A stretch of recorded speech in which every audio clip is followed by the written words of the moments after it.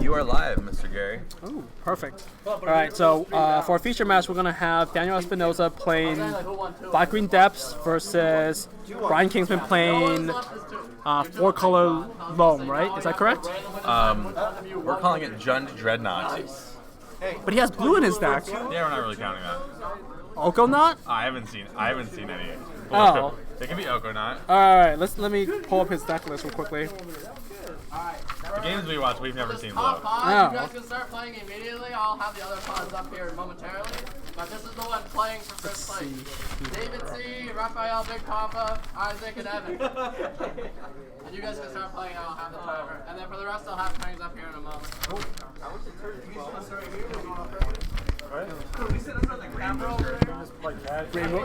Rainbow Dreadnought. Tony Murata has nicknamed it Rainbow Dreadnought. Not typing Rainbow Dreadnought.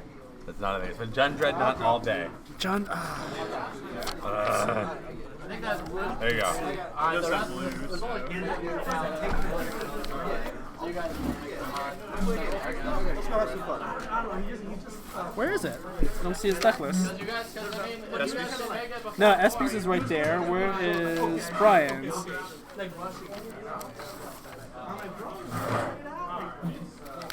We decided on Rainbow Dreadnought. I think he might actually have white in the sideboard.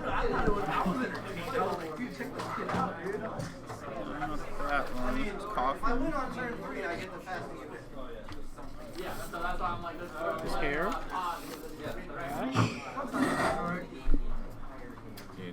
Did we lose it? I do not have his deck list here. People have been touching our stuff the entire time. Hold on, I'm gonna go grab his deck list. Okay. I don't think he has it though. It was definitely here earlier.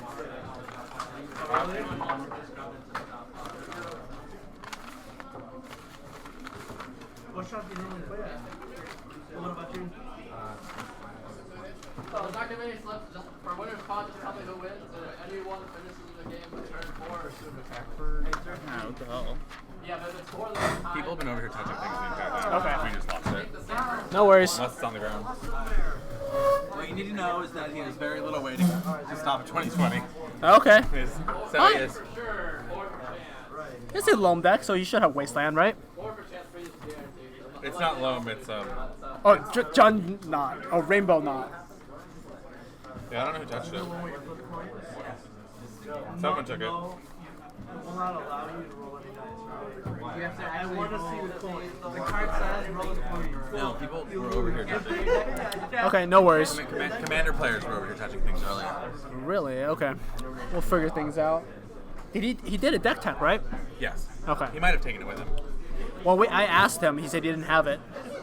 He said he only has a cyborg guide. No worries. Yeah, it will. Yeah, I don't have it. Oh, I'm just I'm totally ready. I know, dude. I think you got super sleep. I mean,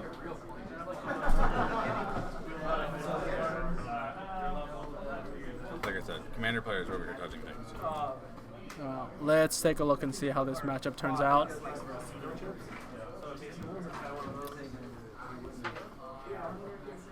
I'd probably be putting my money with the Depths deck then. deck. Just because it has like good disruption, it has a fast clock, and if there's a Chalice in play, then you can play Hex Mage or whatever. And, There you go. There's his list. oh, okay.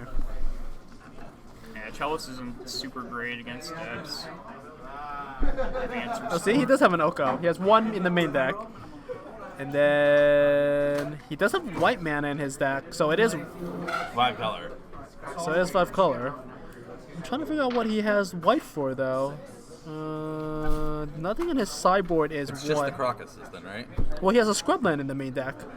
He had hay bears and stuff. This has gone through several iterations. Oh, okay.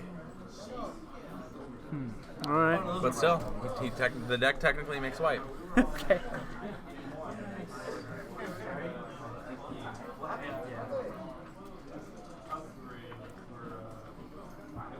Now he's running 4 Mox Diamonds. Yeah, 4 Mox Diamonds, and he's been on fire with drawing Mox Diamond, red and 6. Oh, seems like a good line of plays. That's how you get in the top 8, right? SB's list looks pretty stock like his GP list. Maybe he made some tweaks in the sideboard. Well, he's still playing the weird in the middle between Turbo and the now traditional list. More slow depths. Yeah. Medium depths, as he calls Like it. he's not playing the Mox Diamonds. He's not playing the Wastelands. He can shift gears is what his deck can do. He can go from fast to slow. I mean, he does something very fast, very very quickly because his mana acceleration is just the Lotus Petals now. Oh yeah, So- that's true. And he doesn't have Lotus Petals and Elvish Spirit Guides. He just has Lotus Petals, and it's just the one-time shot. So it's very in the middle of Medium. being full turbo and being the slowish depths. Who's on the play? They had to roll for it. Oh, okay. Yeah, I wasted all my time doing Okay. the math for everybody, and it turns out we didn't need it. No, he's running a Punishing Fires, Grove of the Burn Willows. It's red. Yes, I mean, Kinsman is playing relatively. I mean, he has cards. He just does not have real clean answers to 2020s. I think 2 Lilies of the Veils. Yeah, but if SB knows what he's doing, the Lily of the Veil is actually gonna. We'll do it end of turn. No, so Brian's also mulligan too.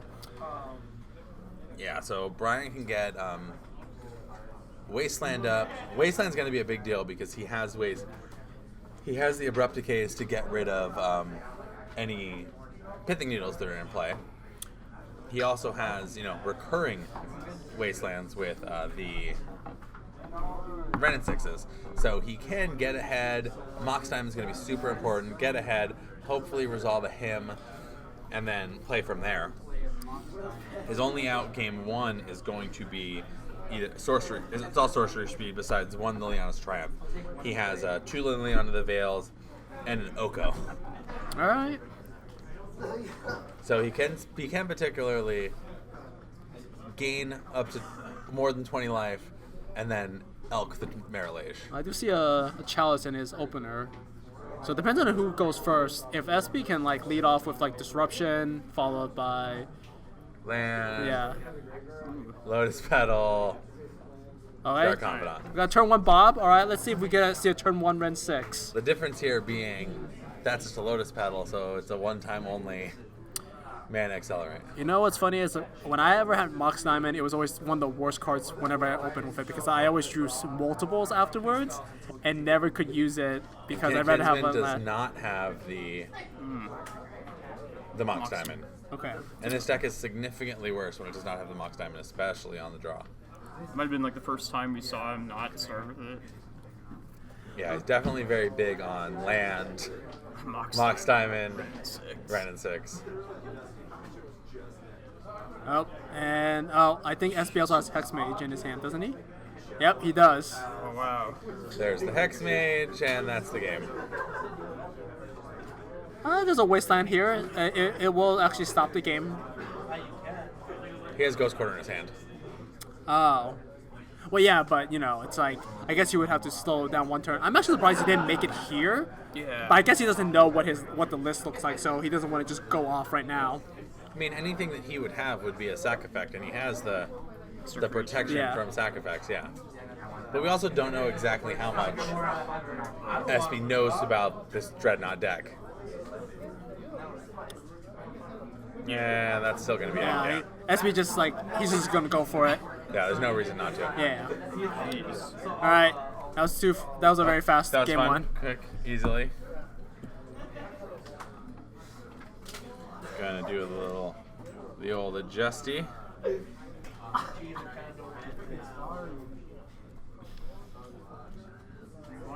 And there we are.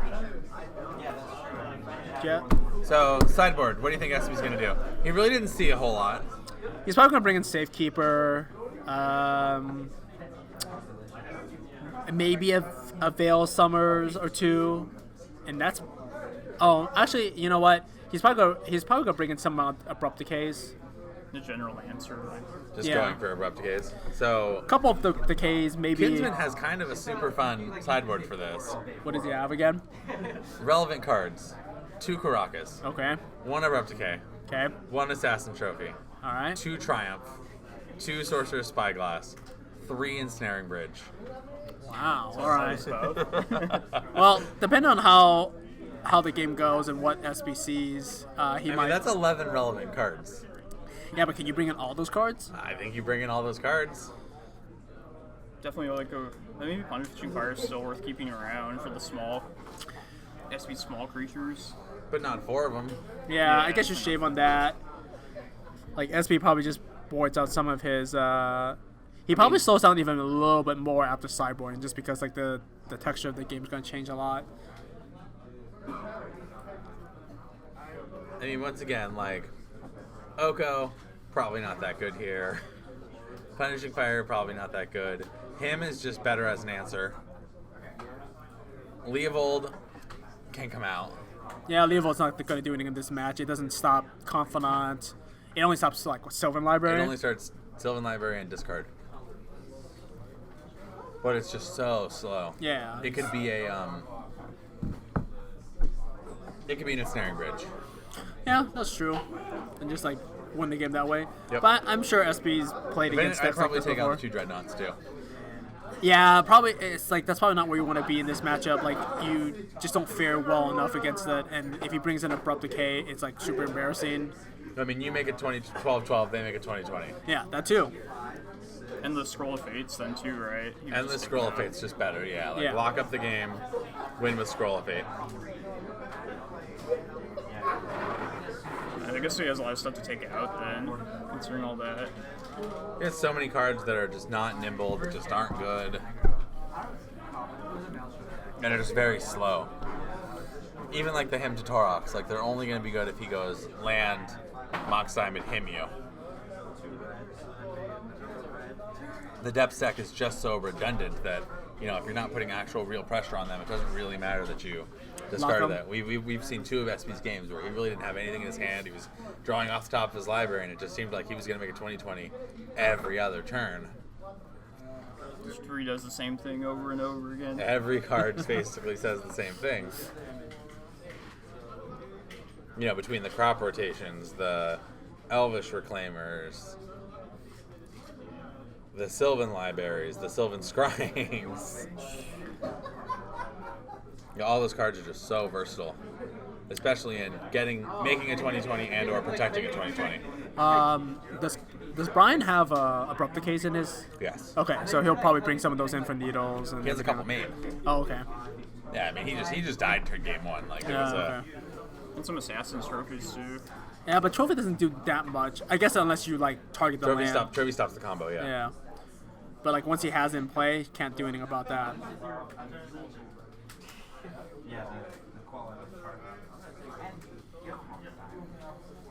Yeah, Plague like Engineer naming Avatar.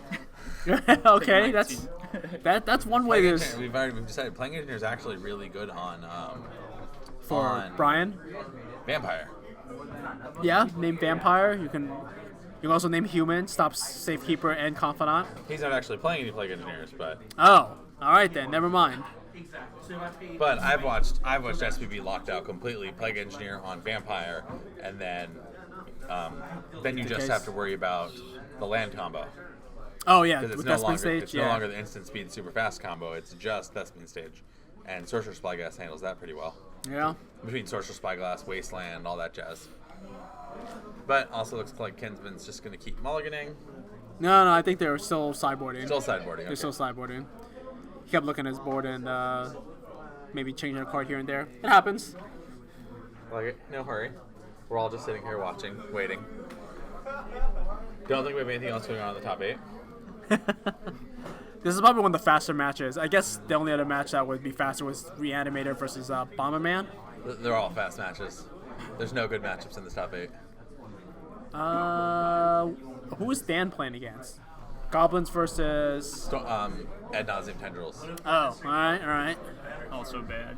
Yeah. So you have, let's see, combo versus combo, fast combo.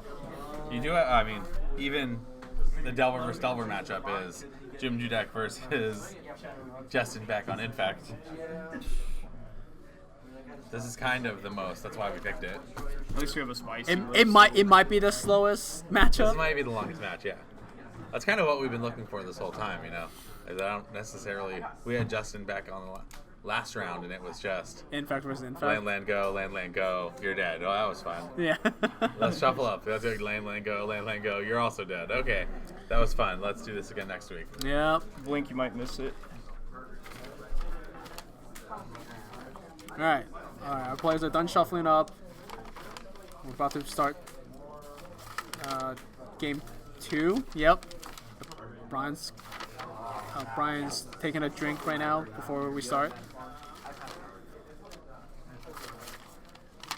Alright, let's see what we got going on here.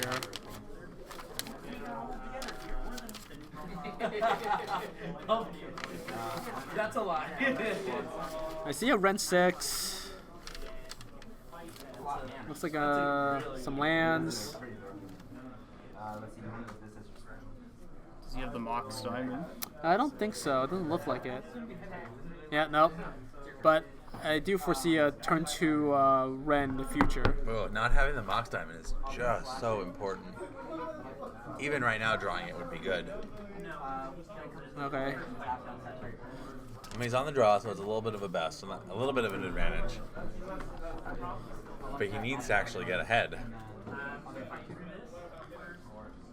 Because unfair combo decks in Legacy just don't they're made to beat you 1-for-1. We get a balance here. Badlands is the red, so he's got the green somewhere.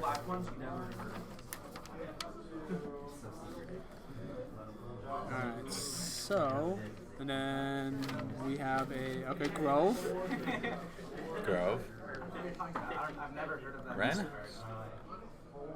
Ren. right. Ren, way over there. Okay. So he instantly has the Wasteland lockdown. So that's really good. Oh, okay. SP's using Hex Mage as just a Hero's Downfall. I think that's just a win, though. I mean, I think Red and 6 is generally happy about that. Yeah, and he's already gotten a card out of it. That Wasteland's going to be big. Oh, he needed a follow-up for it, though. Follow up Ren 6 would be great. Okay. Or his hand does... Brian's got some gas. He's got a Bridge and a Triumph, so depending on which one. But he might just take Triumph here because Bridge is answerable. Bridge is answerable down the line. Triumph requires more discard. Yeah. The Punishing Fire is just kind of so meh. I mean, hey, Brian can go the long game and burn him out that way, 1 point at a time. Yeah. Just sit behind a bridge forever. Yeah, I mean, Once that's... again, I've killed people that way. That is a fair It's way to not win fun. games. It's a very unfair way to win games.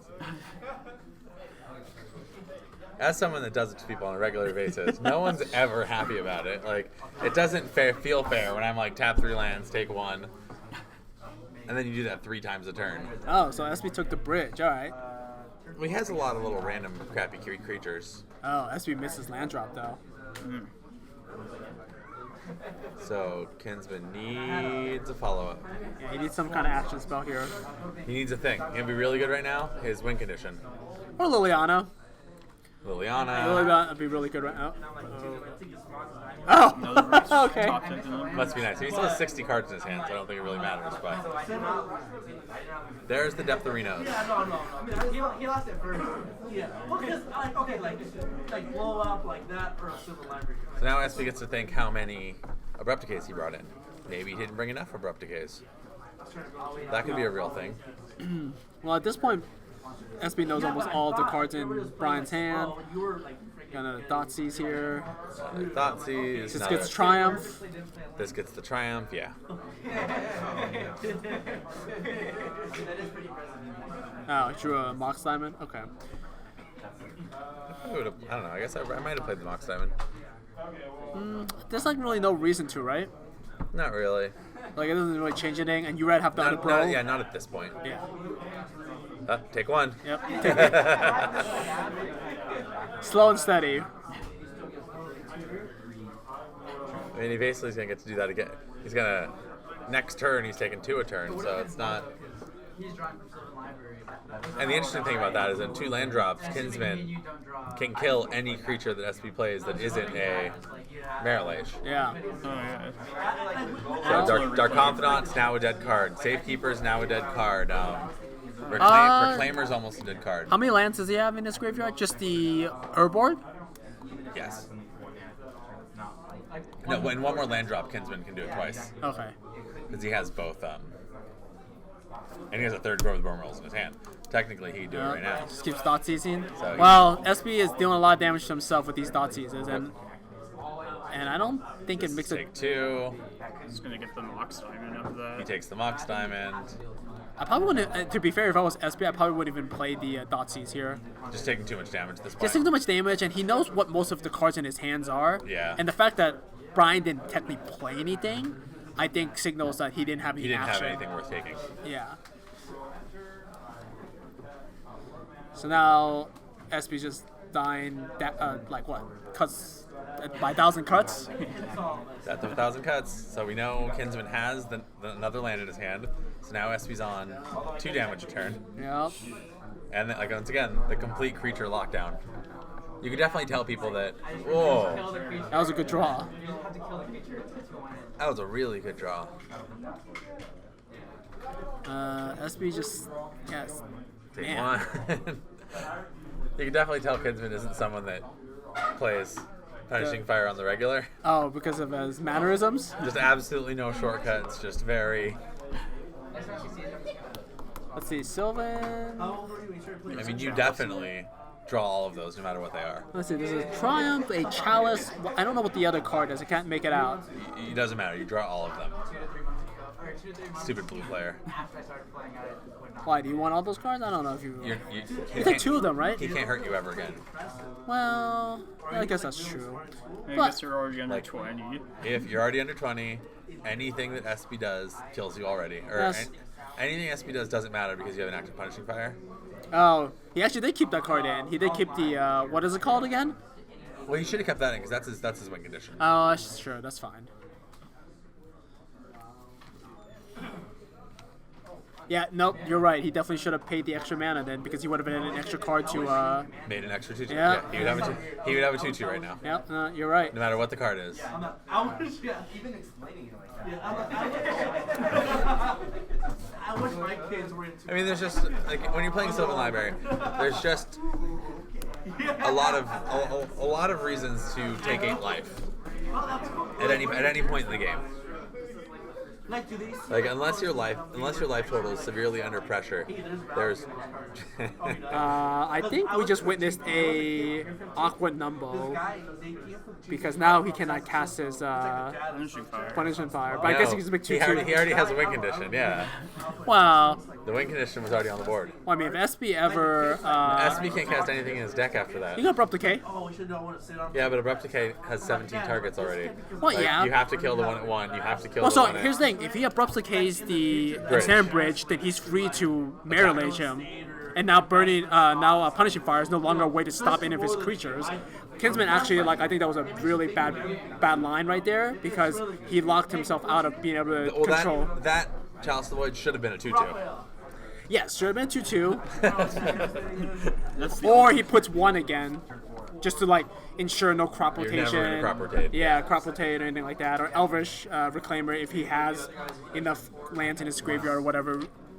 Whatever, it's just getting countered. Yeah. Yeah. So this is going to be one of those things where SB really needs turn 1 Thoughtseize, and Kinsman really needs a Mox Diamond. I don't think SP's hand was even bad. It's just he didn't have any colored, any green sources. So He it's didn't hard. have any lands. That Wasteland. I mean, but he had a 3-land hand that he eats 1 Wasteland, never draws another No, land. it was only a 2-land hand. Was it only two? He bricked on a land for a turn, then he Dark Depths was Oh, his yeah. next land.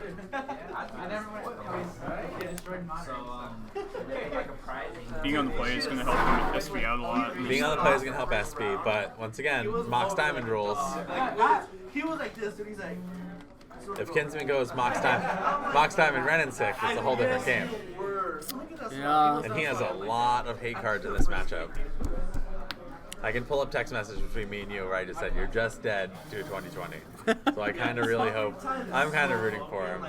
It just sucks because I didn't See, this is. that, man. But I think it was the right call. I would have. See, I wonder, like, see, the thing is, like, with Brian's deck, I feel like I almost want to board out some chalices on the draw now, because like, they get so much worse afterwards. Yeah. But Yeah, I don't know if I would have kept chalices in.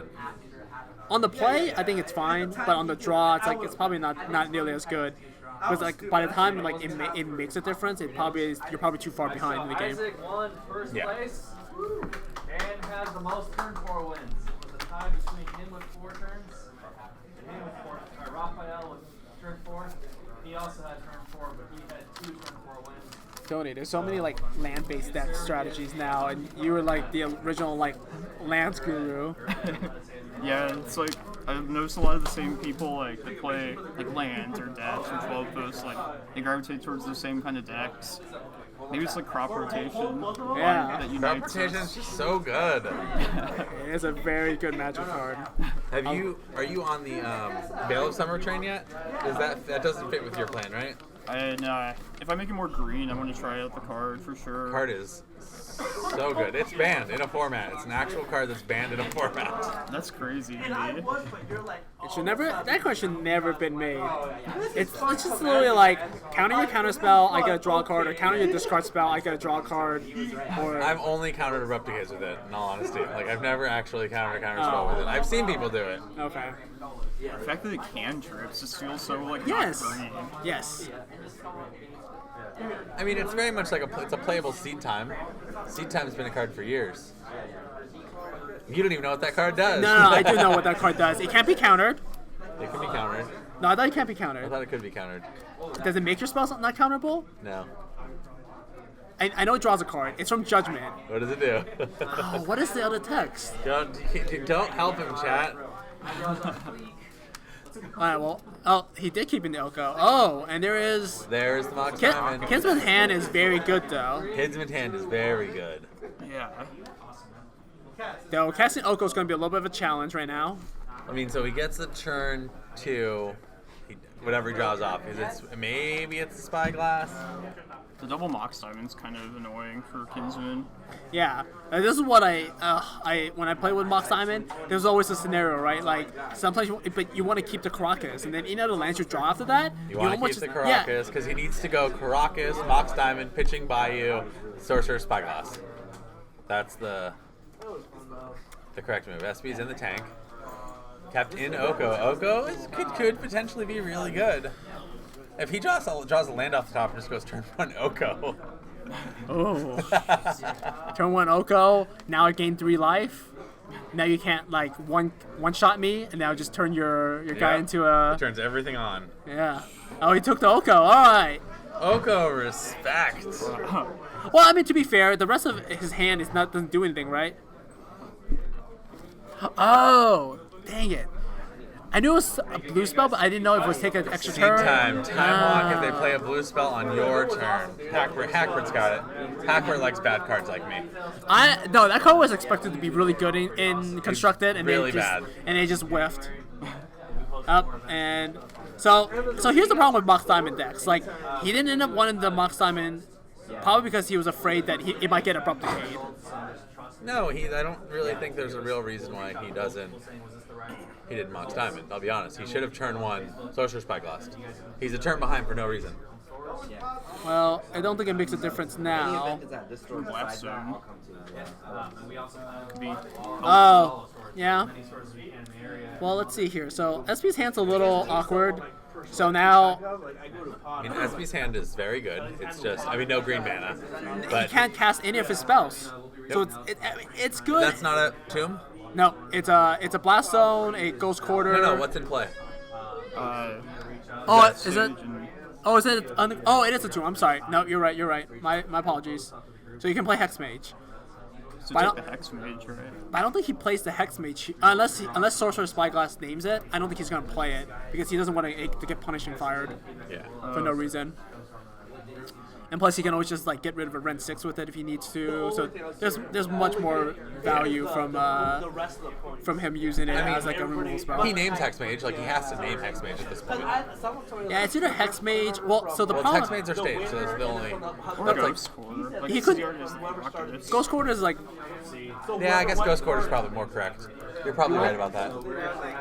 Because Ghost Quarter means he has absolutely no answer for the Crocus. Or he Yeah. doesn't have any answer for the Crocus yet. I mean, he's going to tank and think about all that stuff, but Ghost Quarter's in hand, so he doesn't even have to know it's in the... He should know it's in the deck because it's looking right at him. Let's see. It usually comes up like when 12 posts against Steps. Like I'll usually just focus on making Caracas the main like answer to that deck, and then just name Ghost Quarter with Pithing Needles. So another thing to consider is that saving Safekeeper will prevent Name his... the Ghost Quarter. Okay. It would also prevent his Caracas from working too, so that's another thing to take into consideration. Because it just gives it Shroud, right? Yeah, it just gives a Shroud. Yep. Yep, okay, Ghost Quarter, GQ. I like Ghost Quarter. I'm happy with that one. Sylvan Safekeeper can get Punishing Fired and all that jazz. I think SB just drew a Dark Confidant. That would be very good. Yeah, looks like he's going off with that. Alright. Yeah, Kinsman's hand doesn't do anything if he didn't play those Mox Diamonds. Like, he should be a turn ahead, and he's just not. And he also cannot cast the Punishing Fire he just drew, He has a Mox Diamond in his hand. but he has no lands. That's a problem. Yeah, he has no lands, so he's going to play his Triumph now, it looks like. Yeah. I think he has to here. Yep, Yep. yep. It's a shame though to have to use it on. Yeah, see, small there's creature. absolutely no reason why he didn't go. Oh, so he just drew Pine Needle. Yeah, it would have been way better than. So now you just named Caracas, right? He's not. He's not a blue-white player. We know this. Or he's not a Jund player. I mean, you have 2 Mox Diamonds in your hand to do stuff like this, and now you just essentially game's over. Wait, did SB just miss an attack? Oh.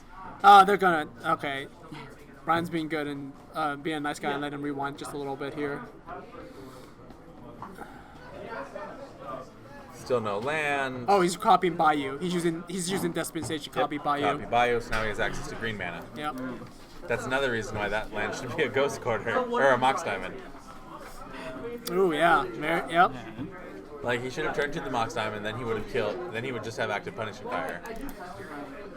Well, I don't see a way that SB is gonna lose now because of the way this sequence has turned out. Well, he has the Caracas. Yeah, this is probably Piney's on Crocus right now. Yeah, so Brian started off well, and the game's. The only way SB won't do this is if he fears another Triumph. So he may wait another turn. Well, he has the. I guess he doesn't have Hexmage yet. Yeah. Either way, SB can afford to play, I think, one more turn because he can just unuse stage and use it to copy, or he can use stage, copy depths, and then have Hexmage as the backup creature for sack. And I think Brian's going to discard. Oh, that's a sad way to go.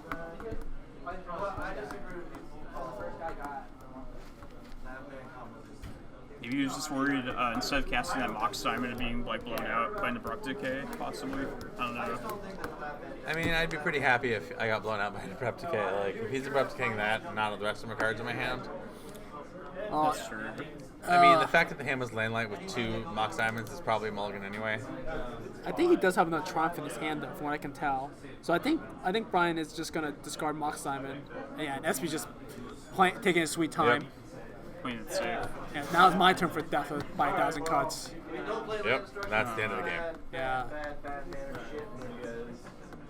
Yep, that gives him the answer he needs. Oh, he did draw a line for... Oh, he does have Bridge, though. Oh, what? Does he have Bridge in hand? Oh, okay. I think Brian might actually play his Mox Diamond Mox Diamond, now. discard the land. Yeah. Does he have Bridge? I think he... Repair me against the main attack. Did you lose? Yeah, game 3. It was epic though. Game 3 was epic. That's good. I got that. So he has Gristle Brand the Elishnorn now. There's the Bridge. I don't... Oh, now he's just going to start upping his... Awesome. Did SB not up? What's going on here? Yeah, he already has the Blast Zone. There it is. Now the Blast Zone's on 2. Untap, we'll put the Blast Zone on 3. Wait, what is going on? Oh, he is doing. Oh, okay. He is doing. 2, yes. Wait, what is going on? SB tapped 1 too many mana and went to put an extra counter on it. Oh, SB okay. can only put it on 2.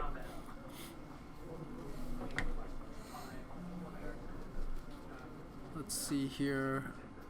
Oh. Lands are just good because they're extra counter spells at this point. Oh, he has a Reclaimer. Yeah, this game is problems.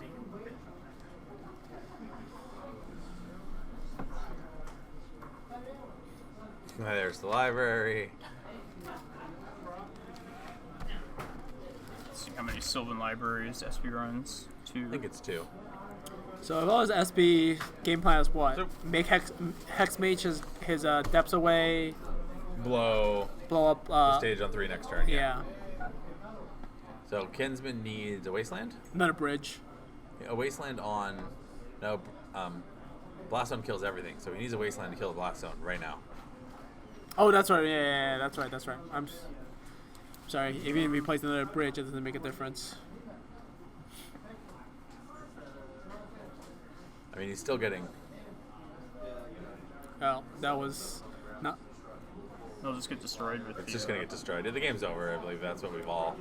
Come to the conclusion. We've all of. come to the conclusion that Kinsman has lost. Our spicy dreadnought superhero. And then SB just keeps one card out, and he's got the. And he draws the decay. Yeah.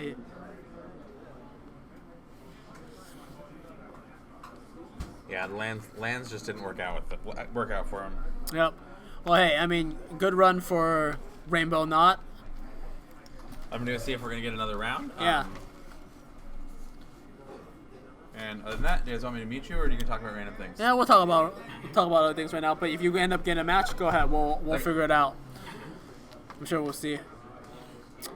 Yeah, Arizona meta is very interesting for Legacy. Very few Devil decks. I'm like one of the few people that would play it, but I didn't feel like between all the various different combo decks, not only like do you have to play against like one type, there's like people that plays Graveyard Strategy, Storm, Big Mana, SBs on Depths. Even some Sneak and Show shows up sometimes. Every so often, yeah. And then we have our local Bomberman aficionado over here. He actually got me onto the deck. No, he actually got me on the deck. He was running a little harder than me. He turned 2 me in both our games on the draw somehow, and it just showed me how it was. Yeah,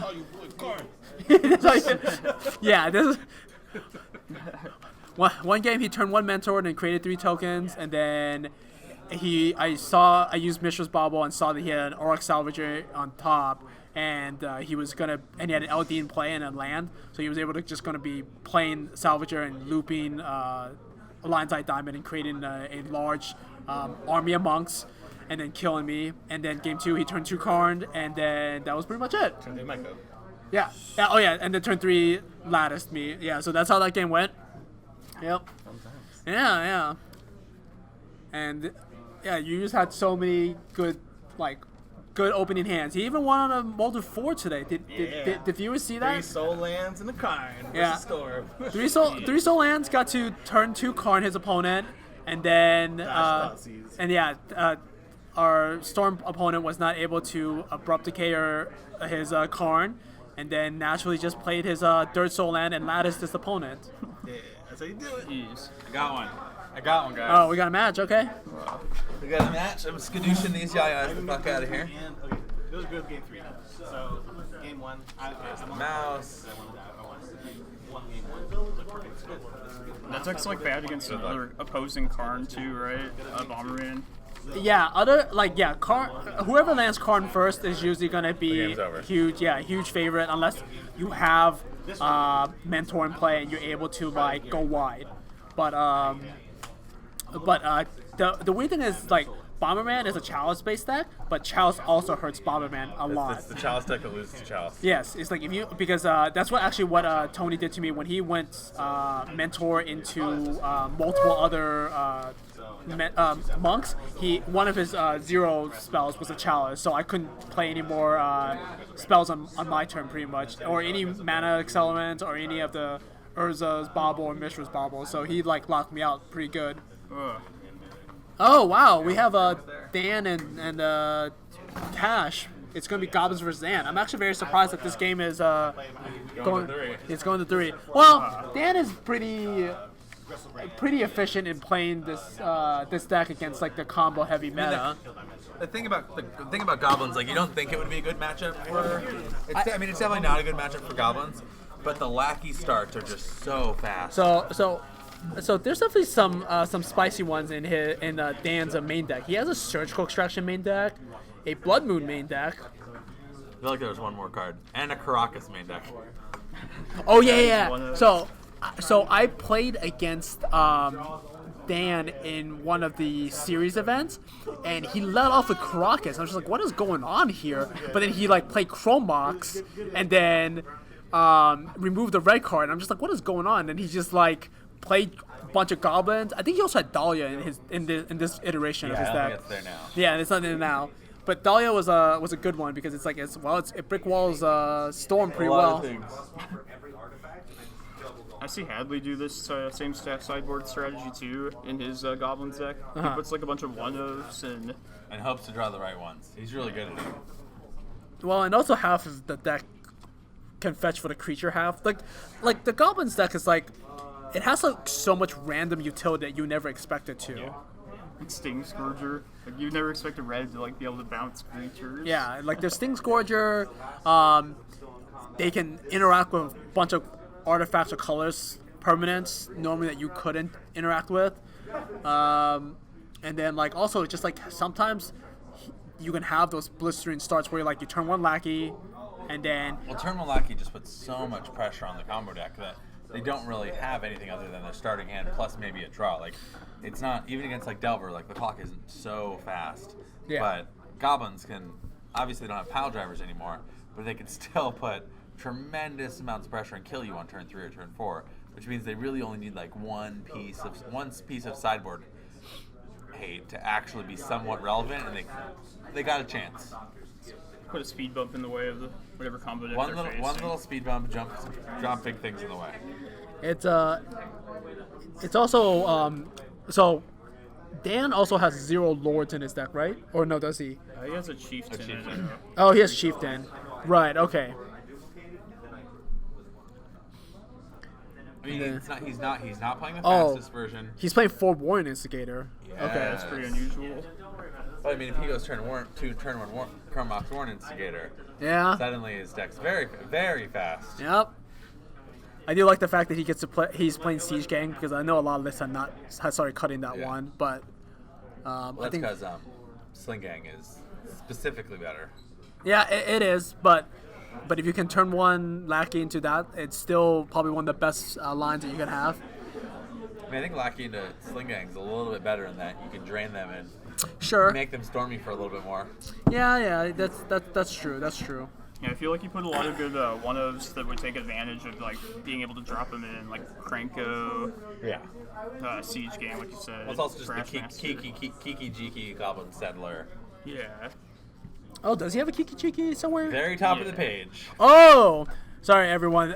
Dan literally wrote his deck list On the back of a dirty napkin. Yeah, pretty much, and it's not exactly very, legible, but we can make some heads and tails of it.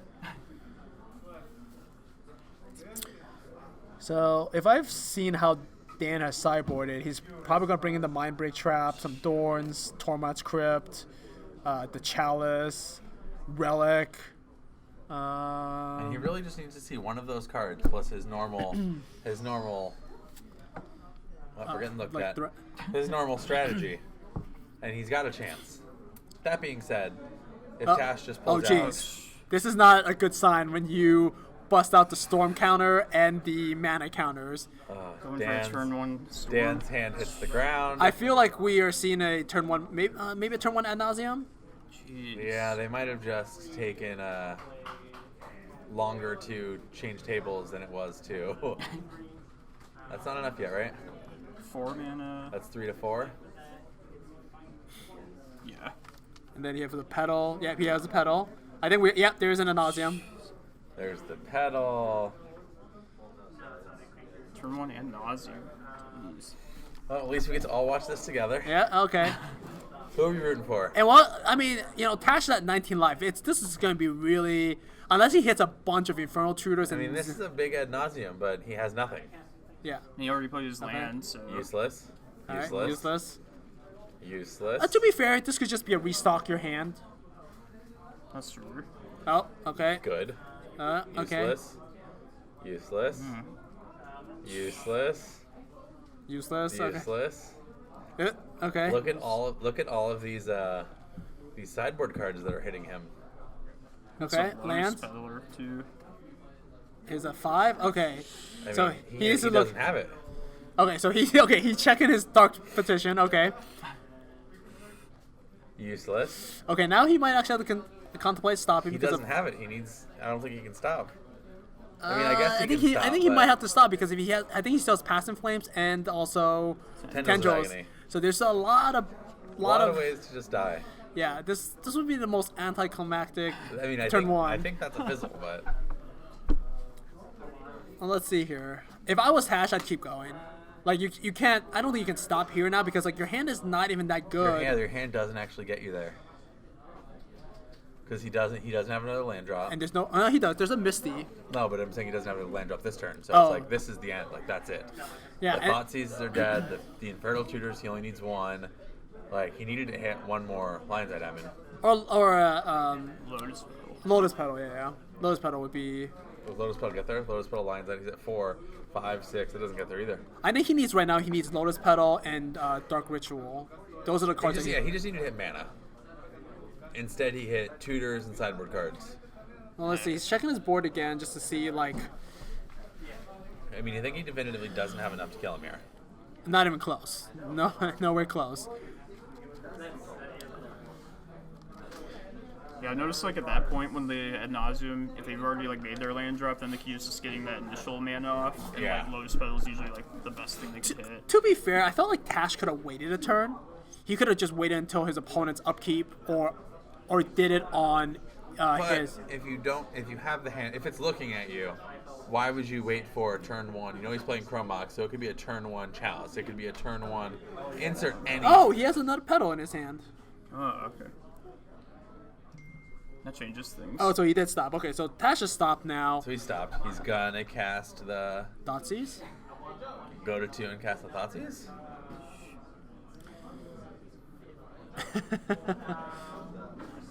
Hopefully, Dan doesn't have like a tar fire. I feel like the Thoughtseize is good. You have to see what. This lets you know if you should have kept it or not. Oh, okay. There's a crypt. And there's the Thorn. Jeez. I think you take crypt here. I think you also take Crypt here. Oh, does he have a Oh, he does have a lackey though. Oh no, but he can answer it. He has abrupt decay. He has a Rock in his hand. Yeah, he has abrupt decay. Well, he doesn't have. I guess he has a fetch land. So Yeah, he has a it's fine. fetch land, so you can go to 1. He just needs to dodge a Chrome Mox next turn from Dan. Yeah. It's just like, get out of here. Get out of here with You can this. take these back. These are for you. No, the lackey though. The lackey means he can't fetch. If you fetch, you have to kill him immediately. Like you have to. No, draw. he's gonna take the crypt, let him cast lackey, then he's just gonna abrupt decay the lackey. abrupt decay the lackey. I think that has to be the line, and just hope he fades. So now he's just Fades Mox Diamond. or Chromox. Chromox. Yeah.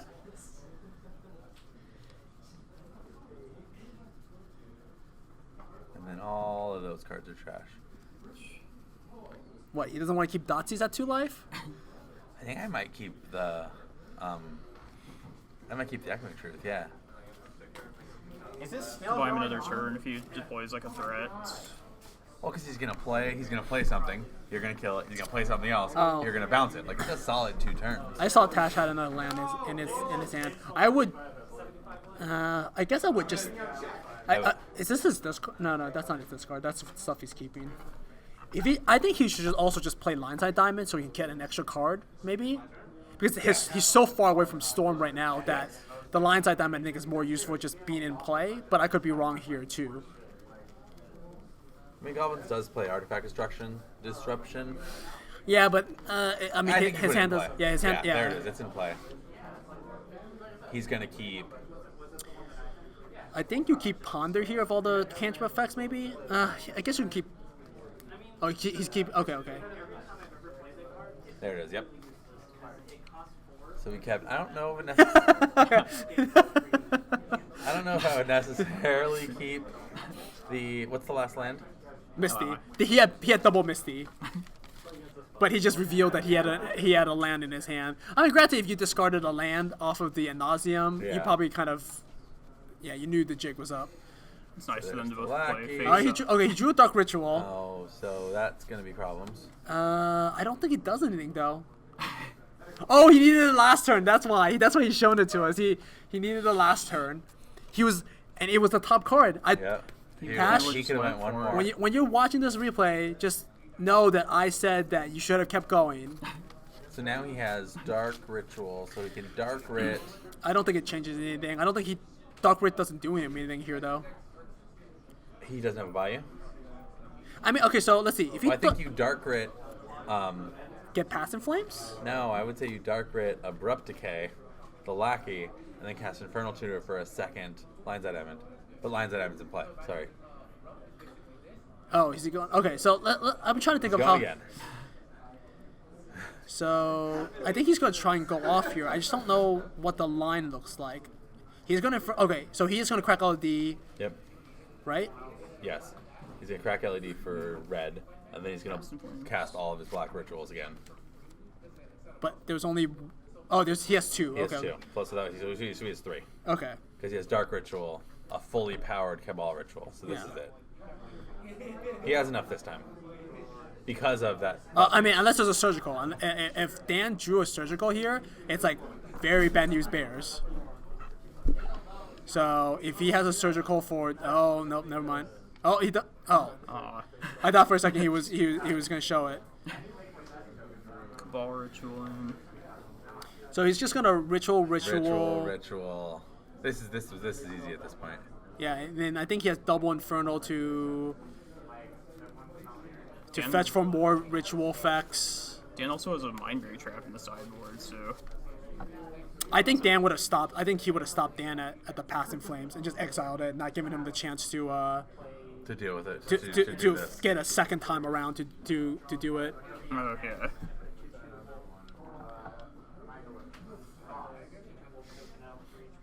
Yeah. See, okay, so he flashbacked all of. He's gonna. Yeah. Yep. And now it's just Infernal Tutor a couple times because he has a lot of black. Yeah. There's another one. Yep. That's enough Storm then.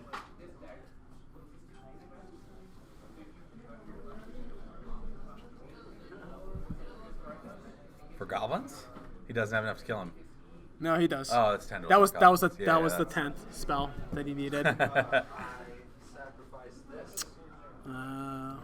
Poor Dan. I mean, Dan's hand was good. He had the crypt. The crypt was game winning. Yeah.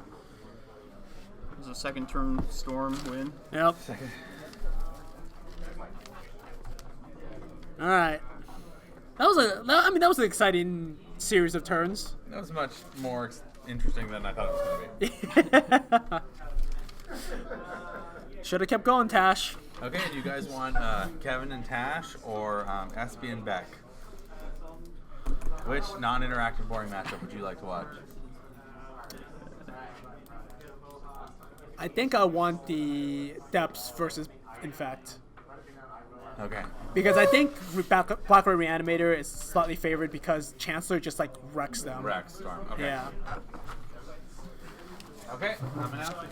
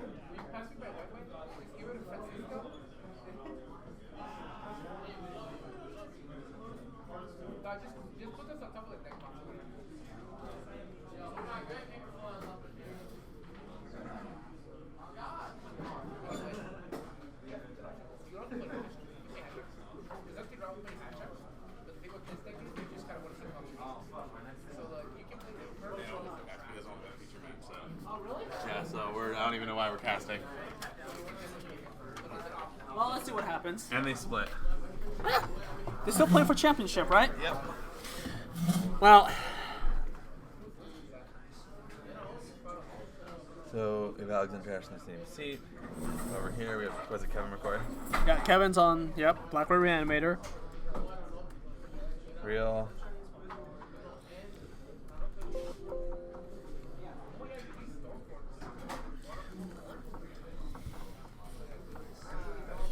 I still think that like Storm has a chance, but Chancellor definitely makes things very interesting. And then if they reanimate Chancellor, it's almost almost game over. It seems like. Yeah.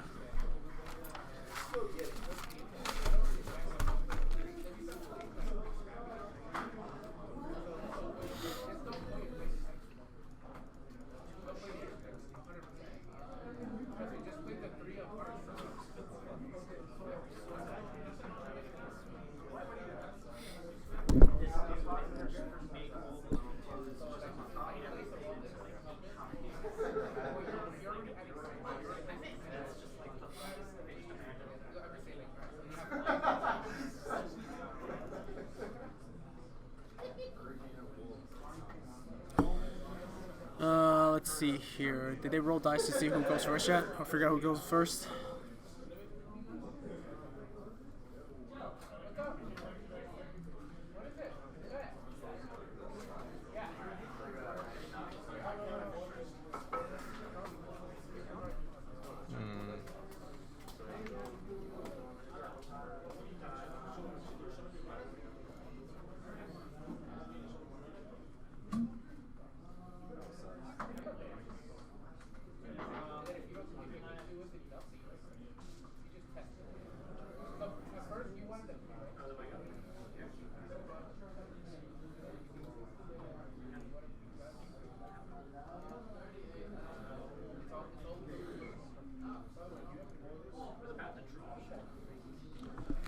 Okay, here we are. Super fun and exciting semifinal match. Yeah, I mean, don't get me wrong. Storm always has a chance of like winning any game. For no reason. Yeah, but one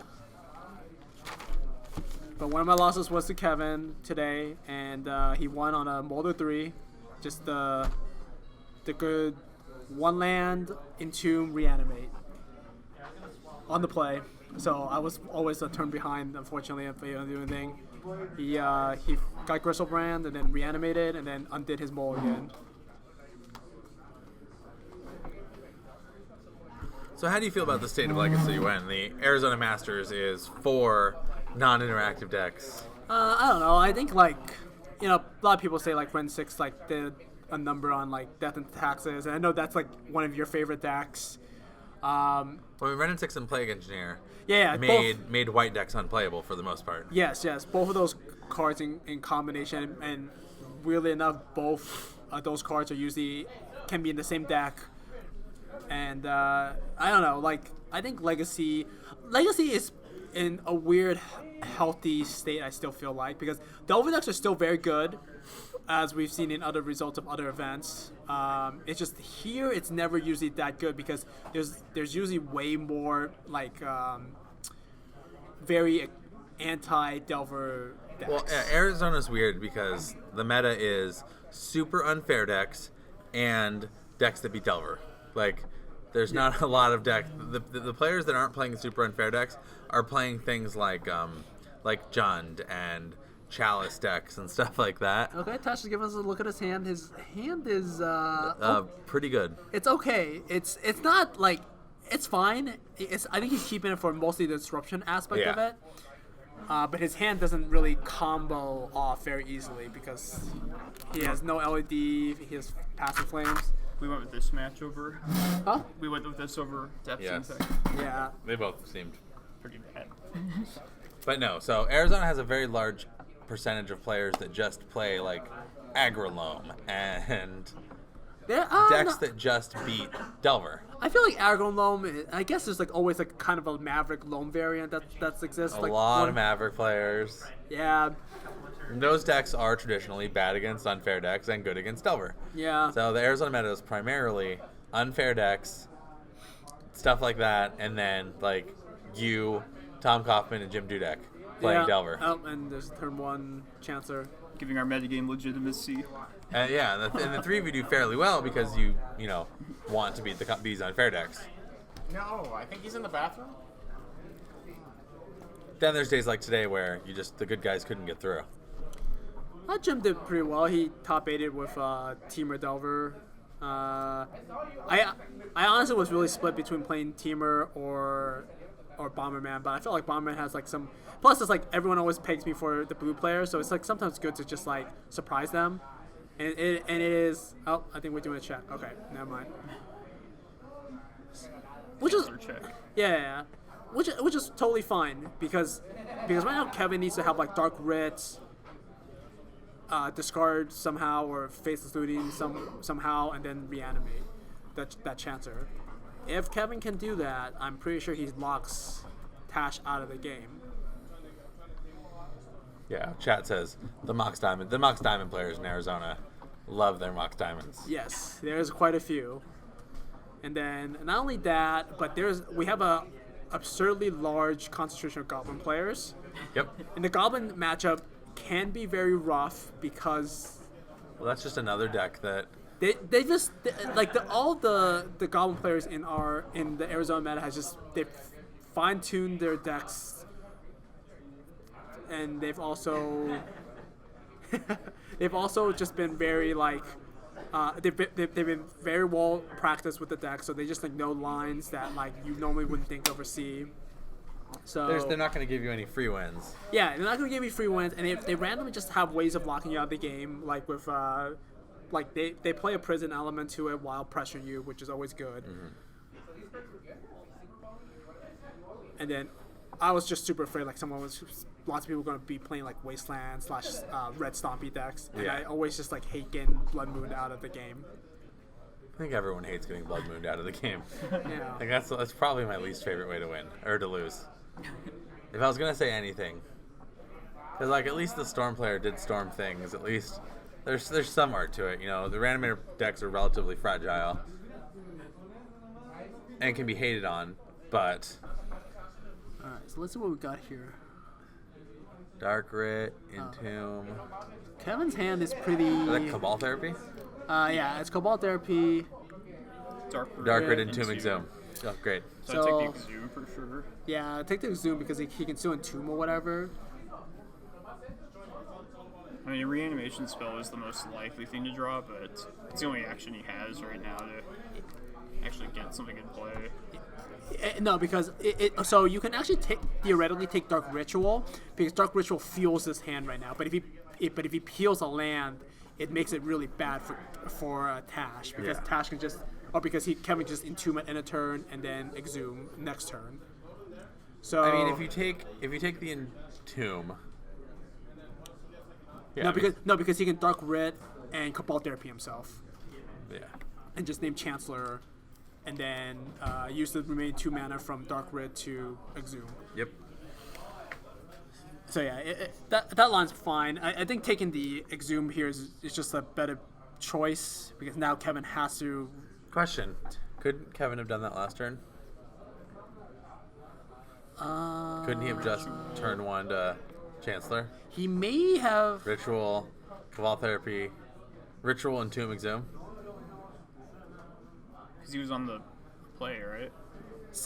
That is. Yeah, you're right. Didn't he have it? Maybe he missed that. He did have it. I think he missed it. He did straight miss it. I mean, he knows what Tash is playing, so it's not like. He knows he's not running counter spells. Yeah, he knows. Not that this game isn't in fact over still, but that was a good Cabal Therapy. I mean, this game is also over, but that's besides the fact they're both playing disruptive combo decks that. But Kevin probably should have been way ahead in this game. Well, Kevin should have Entomb, Exhume, put a Chancellor in play, or a Grizzlebrand, and then the Chancellor. Chancellor's probably the better line because because he can't win through it. Yeah, it's really hard to win through a Chancellor line because you don't generate enough mana and it taxes you and everything like that. Okay.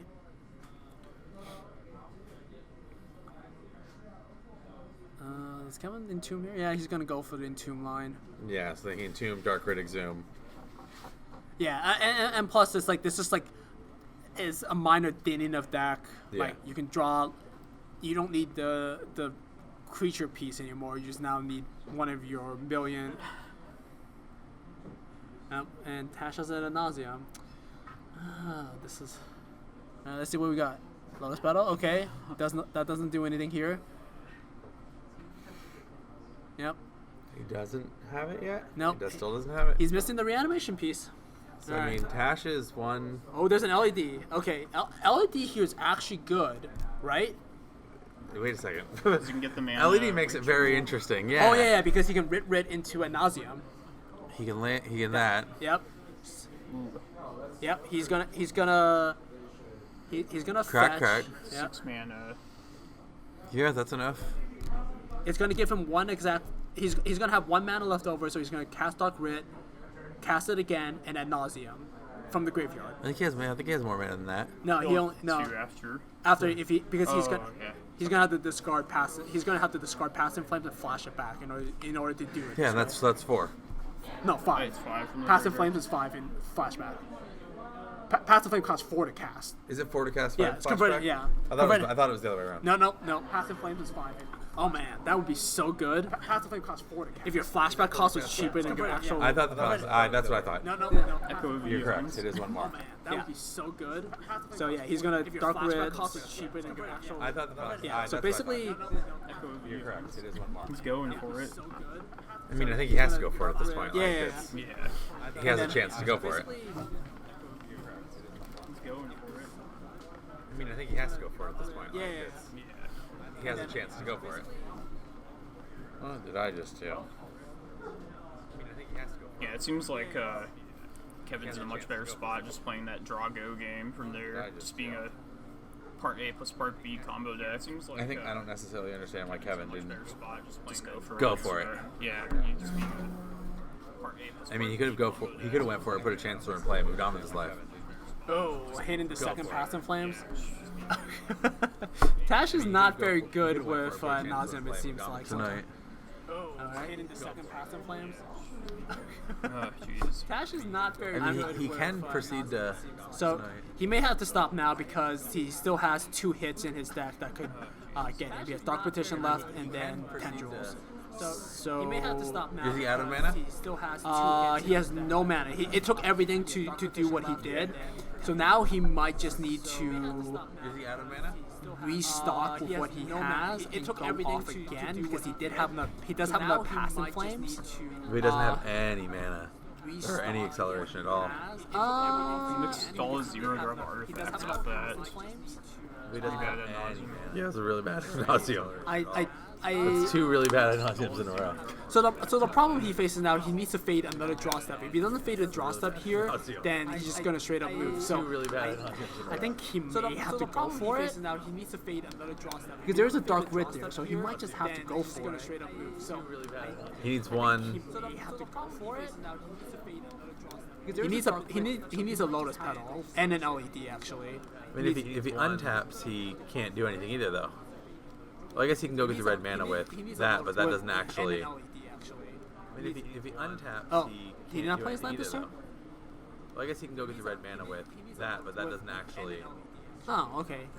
So he stopped and then He did not play his land this turn. Well, I guess he maybe can it's go been get that many turns. that, but that doesn't actually. Oh, okay.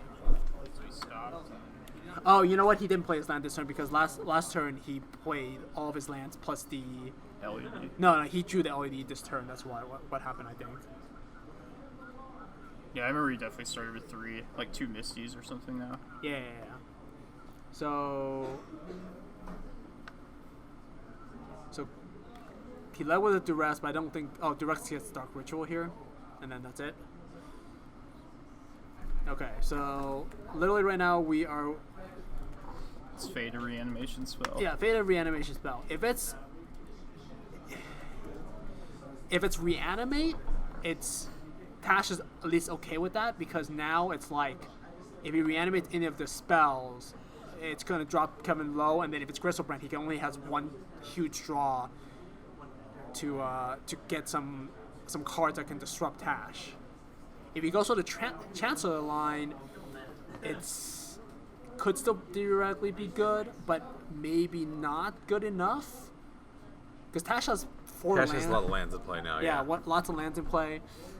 But it might still be difficult if he Chancellor. So this is going to be close no matter what. Like, if Kevin...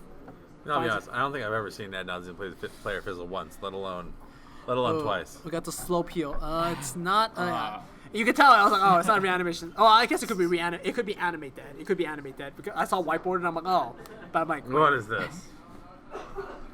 I have heard tales of Ant players winning through a Chancellor in play to David Taz. It's doable, but super hard.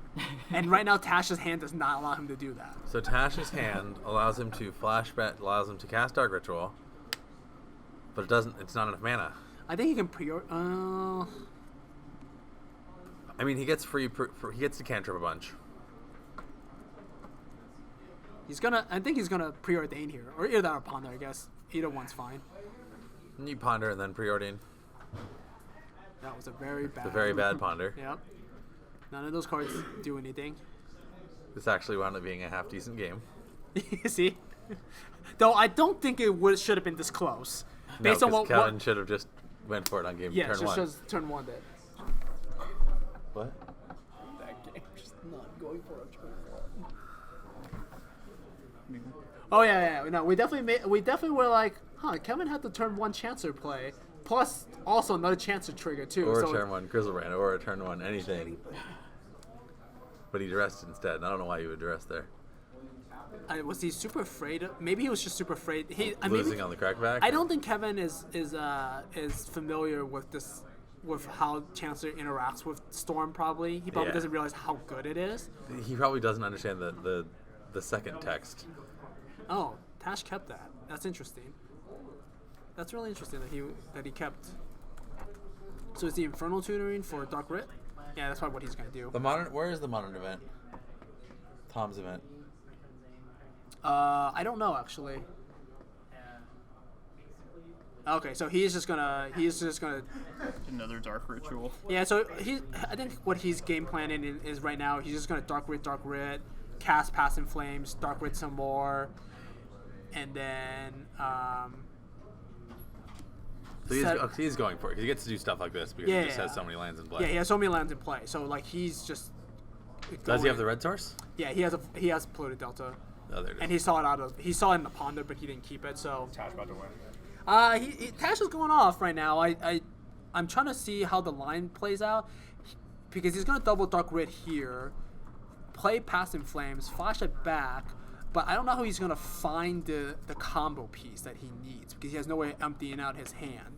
He doesn't have enough mana to do it, unless he wants to cast. Let's see here. So he's actually no. He's gonna Dark Rid, have 5 black sources, cast Pass in Flames, flashback some more. So he's gonna have 1 black left. So he's gonna have 6 mana. He's gonna have 5 mana left over. And then he could Thoughtseize himself. No, he doesn't have enough mana that way.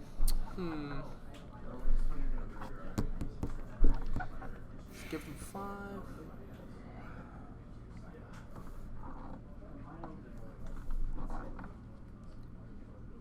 This is complicated math.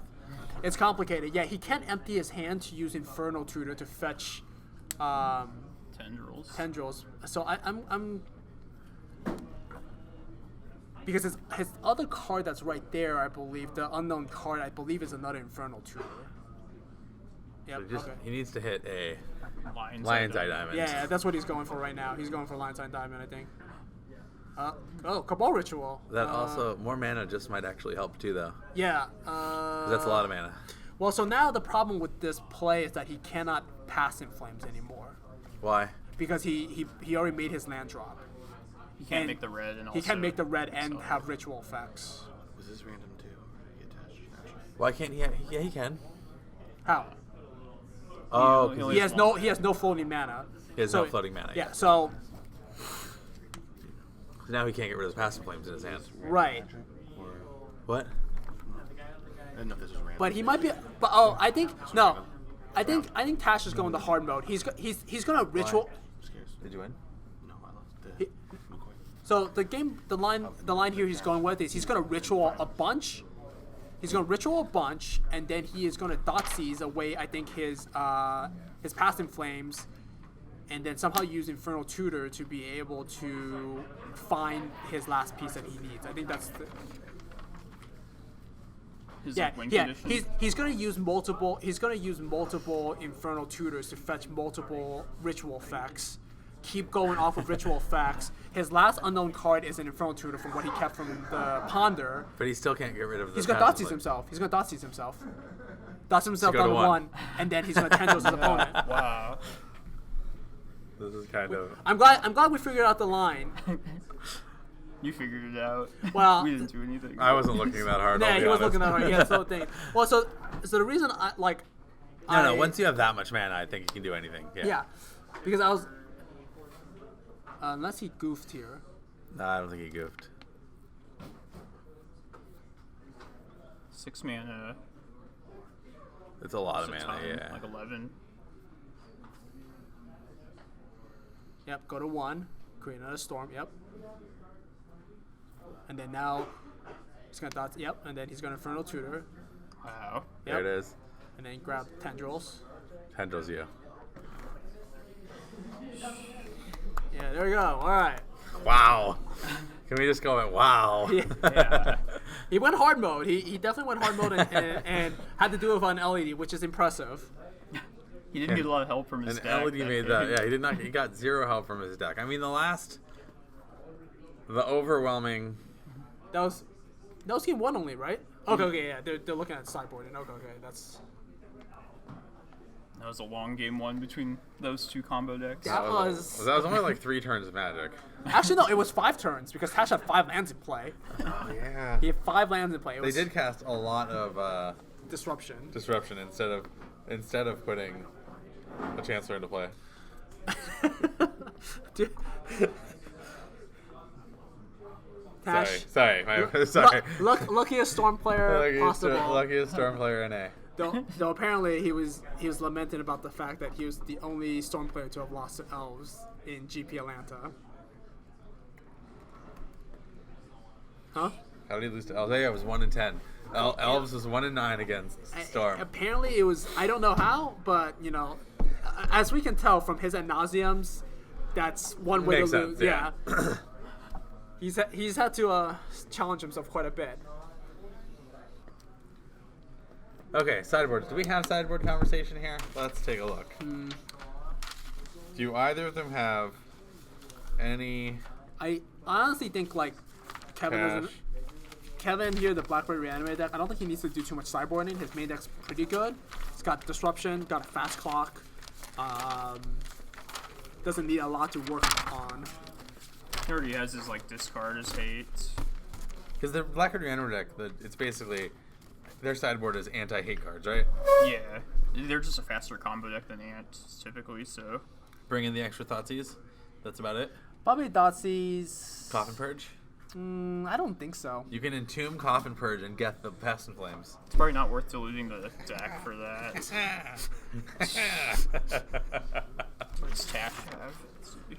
I think I saw some crypts that he had. Echoing Truth, Crypt, Surgical, Chain of Vapor. Chain of Vapor. Oh, Veil Summer. I think he might Void and Veil maybe in this matchup. I think all that's. I mean, the problem is that he already plays so many discard spells. That's true. And I most guess. of that stuff's just as good as a discard spell. Oh, he has a Surgical too.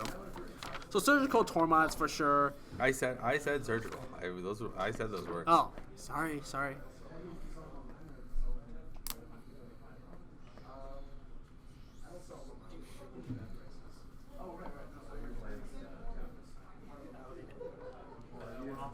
Okay. Tash is consulting his sideboard.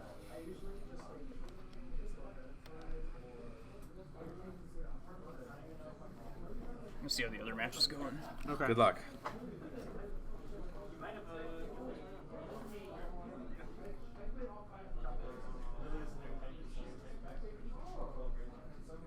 We'll see if there's like a turn 1 reanimation spell into something bonkers. Turn a reanimation spell into a Chancellor, which I feel like is a bigger Thalia. I don't think he boards an Iona in this matchup. because naming black not good enough because they have blue for the bounce spells and everything like that. Justin won his round. Oh, okay. So it's all the infect versus whoever wins this. Okay. SP's out. Yeah.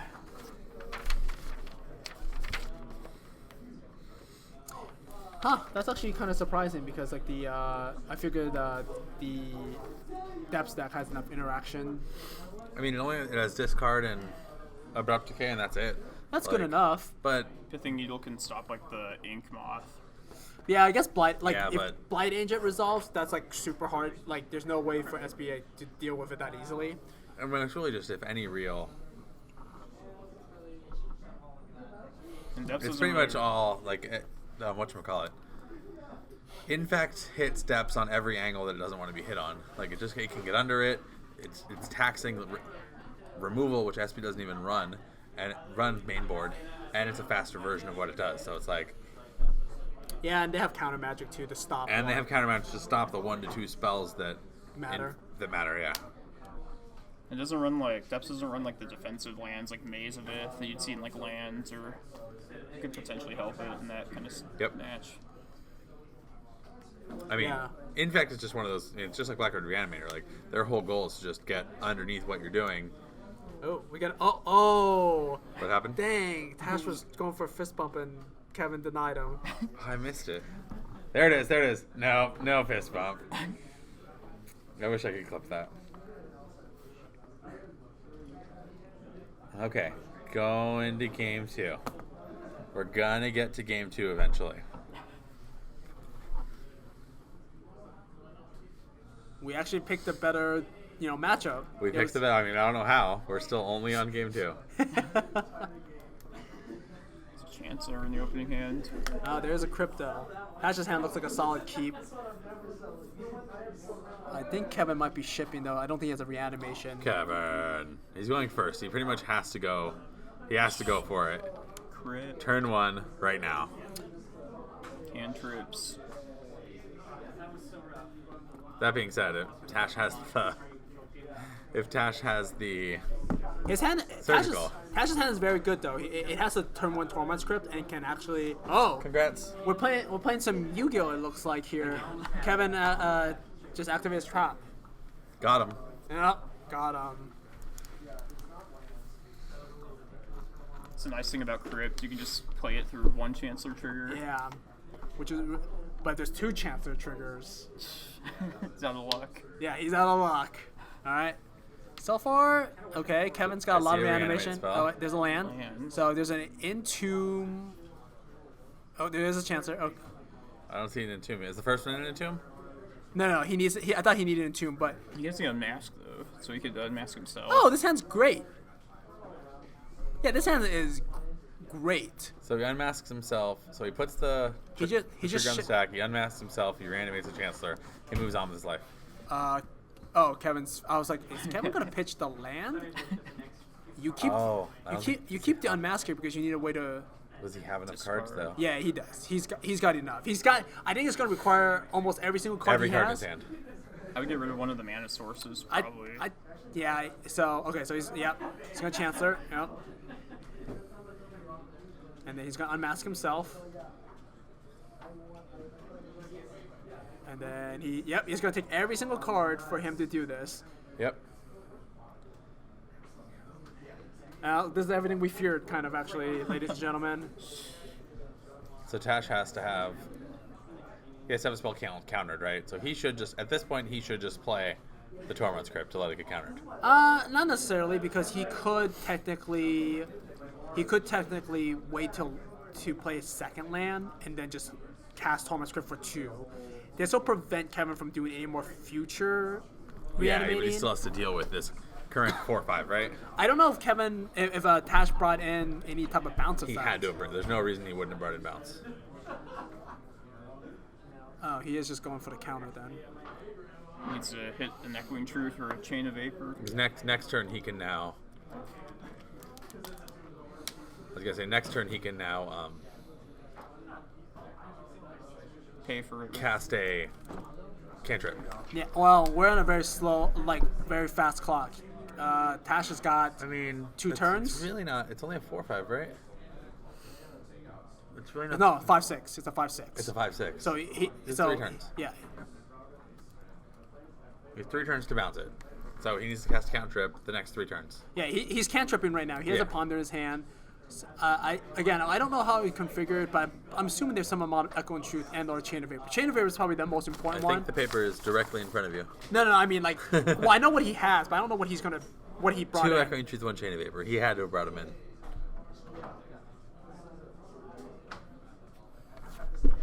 And Kevin with the proverbial nuts.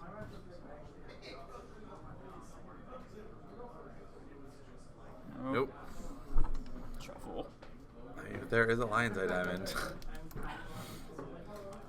I mean, with enough Lion's Eye Diamonds, you can do anything. It's true. Like play through a chance. Because does Chancellor trigger on every spell, or just the first every turn? Every spell. So Chancellor's real good. It's a big, really big Thalia. I think Ant's one of the few matchups where like it's pretty much a game winner just by itself. Because a lot of matchups playing Reanimator, like that extra days effect's not enough. Doesn't really do anything. When Kevin was in my losses, and in one of our games, he chancellored me, and it was like Atrocious. Yeah, it was atrocious. I had to like use up a lot of my mana. Like I used up a lot of my my petals and LEDs.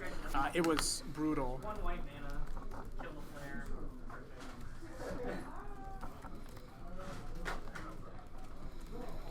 So I wonder if Tash is trying to figure out if he can. I wonder what his game plan is right now. His hand is Ritual, Duress, and Infernal Tutor. I think he's still trying to figure out if he wants. What do you want to do with this ponder? If he wants like that There's LED. definitely a blue card in there. I just don't. Oh no, It's a not it's a ponder. Oh, it's a bunch of ritual. It's effects. a lot of mana. It's a bunch of ritual effects. Yeah. So, So he has 2 turns. Like just making a million mana he might be able to just power through this. well, a million mana is actually not a million mana because it's literally like 1 minus everything. one he does. one minus everything, and like Yeah. so 'Cause his 2 makes 3, 3 makes 5. yeah, it's like super slow. But there wasn't an LED, so I mean, but 1 makes 3. so okay. It's so taxing. Okay, so he's paying for that. That duress cost. Oh, he's not paying Just for it. doesn't just let Oh, it go. he's literally emptying out his hand right now. He's literally that's what his goal is. He's literally trying to empty out his hand so his Infernal Tutor's live. Interesting. He is going for it. This There's is 5 down to 3. so his last card that he's drawn is a Cabal Ritual. Cabal Ritual. All right, so I mean, with your math, like that's 6 mana straight up right there. Like that's enough to go get a. well, no. So he has a lot. So here's the thing.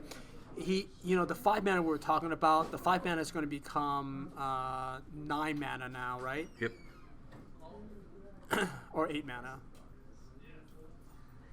5. he So has 1 playthrough. becomes 3. Because what does he have in his hand? It's 8 mana. He has 2 Dark Rituals and a Cabal Ritual in his hand. Yeah. Mm-hmm. So 2 becomes 3. 3 becomes 5, and then 2 becomes 3 more. So that's 3. That's only 6. No, he's gonna have Threshold. Okay. He's gonna have Threshold. So the 2 Dark Rituals before will give him Threshold. So he's gonna have 8 mana, and then his last card will be Infernal Tutor. So Here he goes. You should have 9 after searching with the Infernal Tutor, I think, if my math's correct. yeah. So my thing is like I don't know what his line. I think he has to get past in Flames here.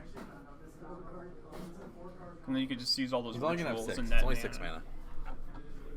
No, it's gonna be 8 because he's gonna have 5 total. So the first Dark Ritual costs 2, right? Yep. And gives him 3. Yep. So then the second Dark Ritual is going to go down to 1, give him 3 more. 4. Now the Cabal Ritual is going to cost 3 Oh, I'm sorry. and give him 5 to go to 6, Okay. right? Yeah, because he has 4. He's going to 1. Yeah. Okay. He's going to get 5 to go to 6. So he's going to have 6 plus 6. He's going to have 12 mana with an active Infernal Tutor.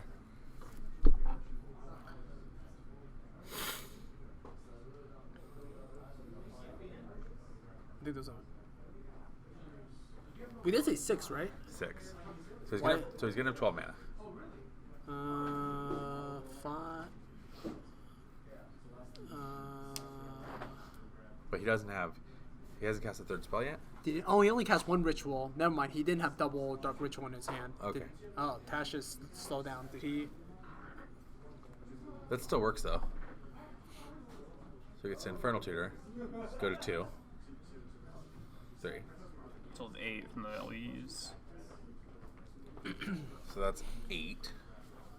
3 more get. So what does he even get here? He gets Past in Flames. Yeah, he gets Pass in Flames, which costs 5. Which is going to cost 5. and then he is going to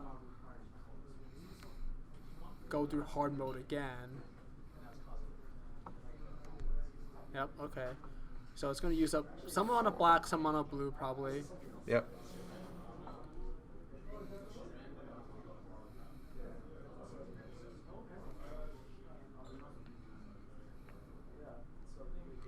Does he have 2 Dark Rituals in his graveyard? He does not, right? I feel like there's 1 in there. There's 1, yeah. So that gives him +1 mana. Yes. And 3 to cast Cabal, then he gets 5. So 7 floating. That's still not enough, though. He needs 8 to Tendrils. Maybe just ponder. He, Do a mini Tendrils. theoretically, what he could also do is fetch for the Chain of Vapors and just vapor his opponent, and then restart somehow later on. But he's used up so much resources that it would seem almost impossible.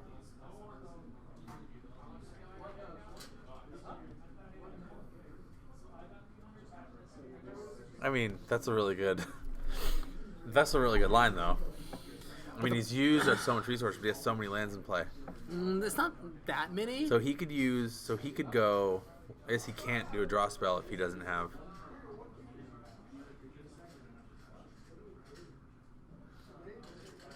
This is why I'm trying to decide where he could have stopped, but he's gonna have to pay 3. Maybe ponder, hope to hit an LED. Sack the LED to net 2 mana. No, I mean, I think bouncing it at this point is the best plan. if he can bounce it, but he has no red mana to restart all over again. So this. He has red mana. No, he has no more red mana left. He used it up already. So Well, he's not restarting again, but he's definitely going to be able to bounce it and then buy himself a couple turns. Most is the plan. yeah. So he is going for. So he is going to ponder. Maybe ponder and gives it like you said, Tony, gives him an LED line. Potentially, yeah. There's the Tendrils. Is that good enough though? I don't think it is, right? Does it counter? It doesn't counter every spell, right? So he can cast it for. He has enough mana right now to hard cast it for exactly what it is, 5 mana, Yep. and storm count will be total 7. 7 plus itself. Yep. So 16. Yep. So it brings Kevin to 4, which means he can't do anything anymore. He can still zoom. What? He still can zoom and animate dead. So I mean, but he pondered. He shouldn't have pondered if this isn't what he wanted to do. But then if this is not what he wants, then he has to randomly. He has to do it now, because he can't Infernal anymore. Because he can have another card in his hand. Yeah. But he knows the top of his cards are cantrips and stuff. Yeah, but is that good enough though? I don't know. I think I would have been I would have bounced it. He could still theoretically do that line. He still has enough mana. He still has enough mana. Oh, I mean, the ponder now definitely. Yeah, the ponder stops it. Yeah, the ponder definitely ruined things a little bit. Unless he shuffles and then decides to. You can't not draw. So then he's just gonna Tendrils him. Yeah, okay, he is going for. He has. I mean. That's all he can do. Yeah, it's like you've gone too far now to stop, right, Tash? Just hope to build up enough mana to do a mini Past in Flames. You have 3 turns, yeah.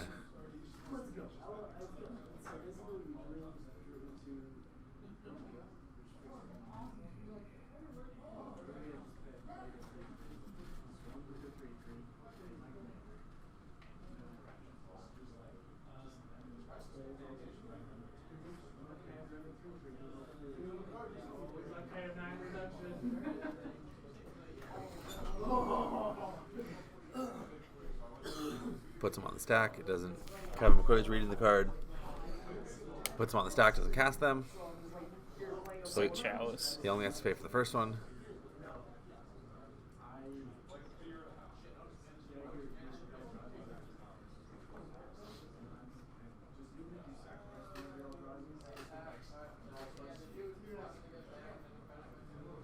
So it's 3 turns to find anything.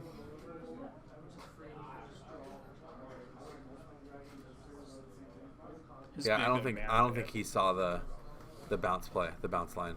Well, this is again determined. This is assuming that he saw that he boarded in bounce, right? Again, Yeah. we don't know for sure, and we know. So there's a ponder somewhere in his 75, or in his top 3 that he kept. Yeah. And then I don't remember what the other card was. If it's I another mean, ritual, that should have been a ponder though. Like he should be pondering right now. I don't think then that was the card. Then ponder was somewhere in the top 3, but I don't know what it was since he kept tendrils. I think it might have been another land on the top. Oh yeah, that's what I'm saying. I think he should be pondering right now. Like every turn, he can't lose a mana advantage unless it's like a brainstorm.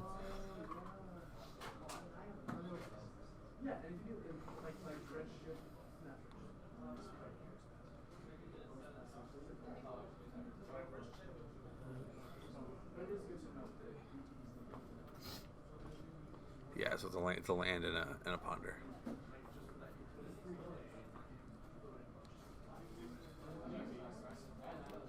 There's the bounce spell again. So we had the bounce spell line the whole time.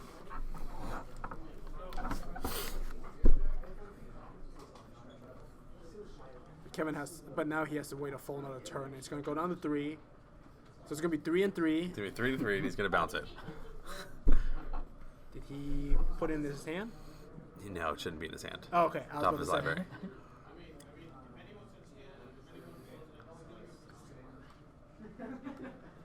I mean, you gotta see what we get to. Eventually, we're gonna get to see what Kevin's drawn. It looks Junior like a whole lot of Chancellor? nothing. 3.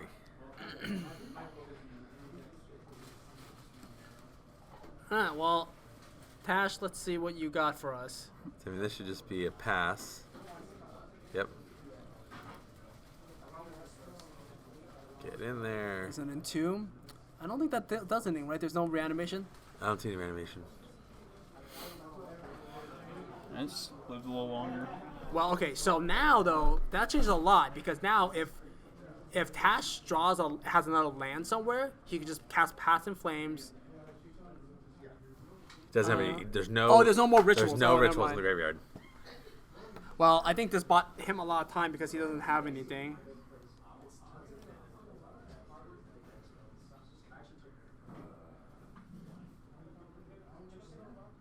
Dark ritual. Oh, he might have something we can't see.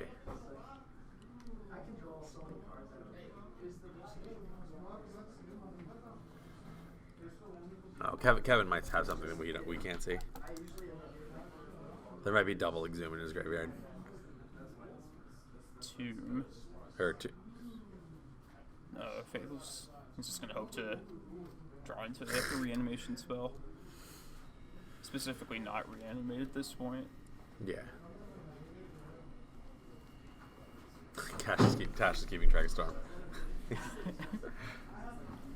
Well, I will say this is the longest Tendrils versus Blackbird Reanimator matchup, I think, in the history of the world. alright, so we have a few draws here. There's no chance. So Kevin is many Chancellor Chancellors. Rich. Kevin is So very many. Chancellor Rich. Okay, so Okay. so if Tash finds himself a ritual here, any ritual, he wins the game. If he wins draws the game. I think if he draws LED, he wins the game as well. 3. Yeah. Yeah. 4, 5, 6. No, he doesn't. 3, 4, 5, 6, 7. He He just- needs 5 plus 4. He needs 9 mana.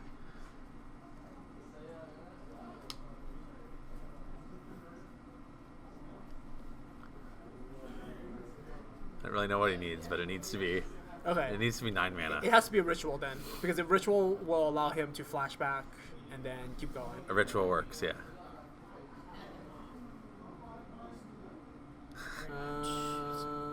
Let's tanking.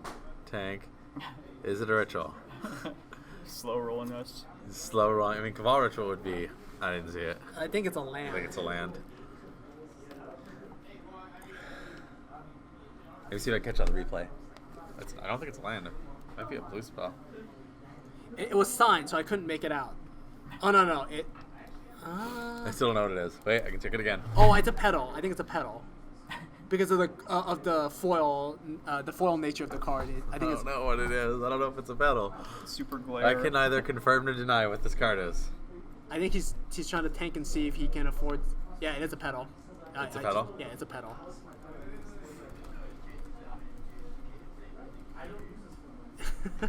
there's no good line here, but I think he just plays it and hopefully he doesn't, because if he gets duress, it's bad because it's one mana source that he actually needs. So now if he plays it and then if he draws LED, it still does what he wants to do. It basically needs to be anything but a petal.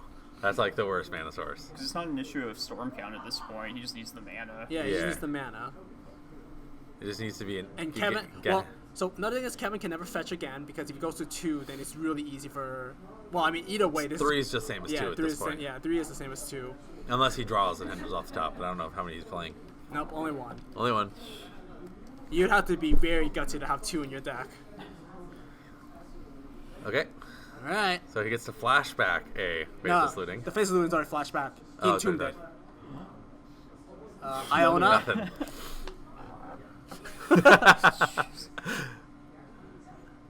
Is that a... One second. Let me see. Didn't see it. Just let us know. It's so fast. Alright, Tash, nothing's changed so far.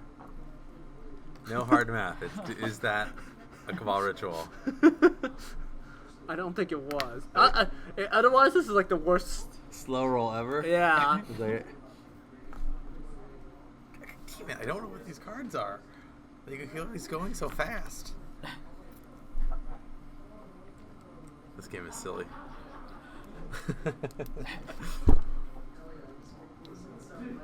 I can't believe Kevin's only drawn like one reanimation spell this entire game.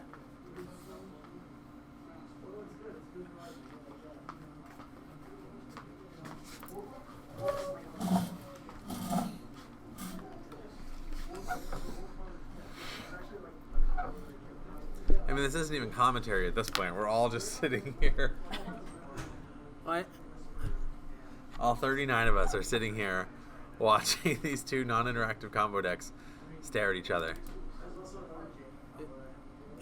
I think Tash might just be going to. No, if he pass him Flames here.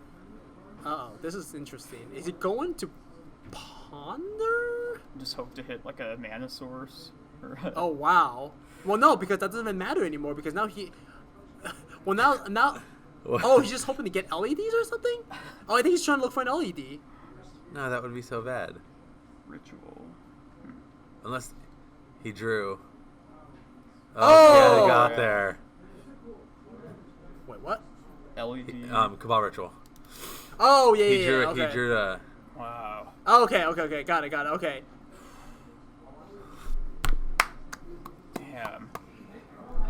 It was a tutor, so all he had to do was generate mana. No, he has to redo. He has to redo the math just to. So he had 6 with the 2 petals. Yep. So he spent 5 to. He got there. He did it right. Yep. How do you decide that's where you're gonna go That for it? Like, that was Yeah. that was so sketchy. Like, cause how do you win if that punishing fire doesn't? so he Get you. so if he found LED. It Game's works over. the same. Yeah, it works the same way. He just had to do it another roundabout way. Okay. But how does he get? How do you decide that's what you're gonna do? Like, That's this comes from experience of like playing the deck a lot. He just felt he was out of time. He had to read. Wow. That was nutty.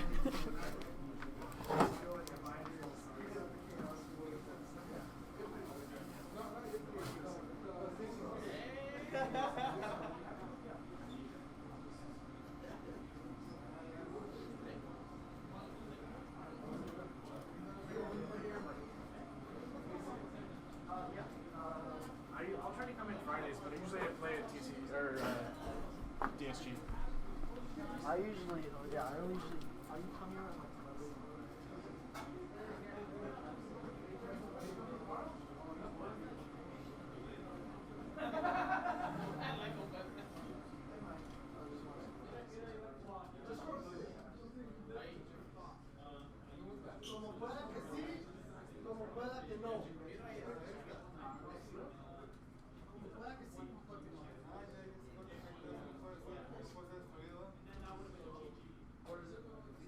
Hey, are these specs good? Do you have a spec in this one?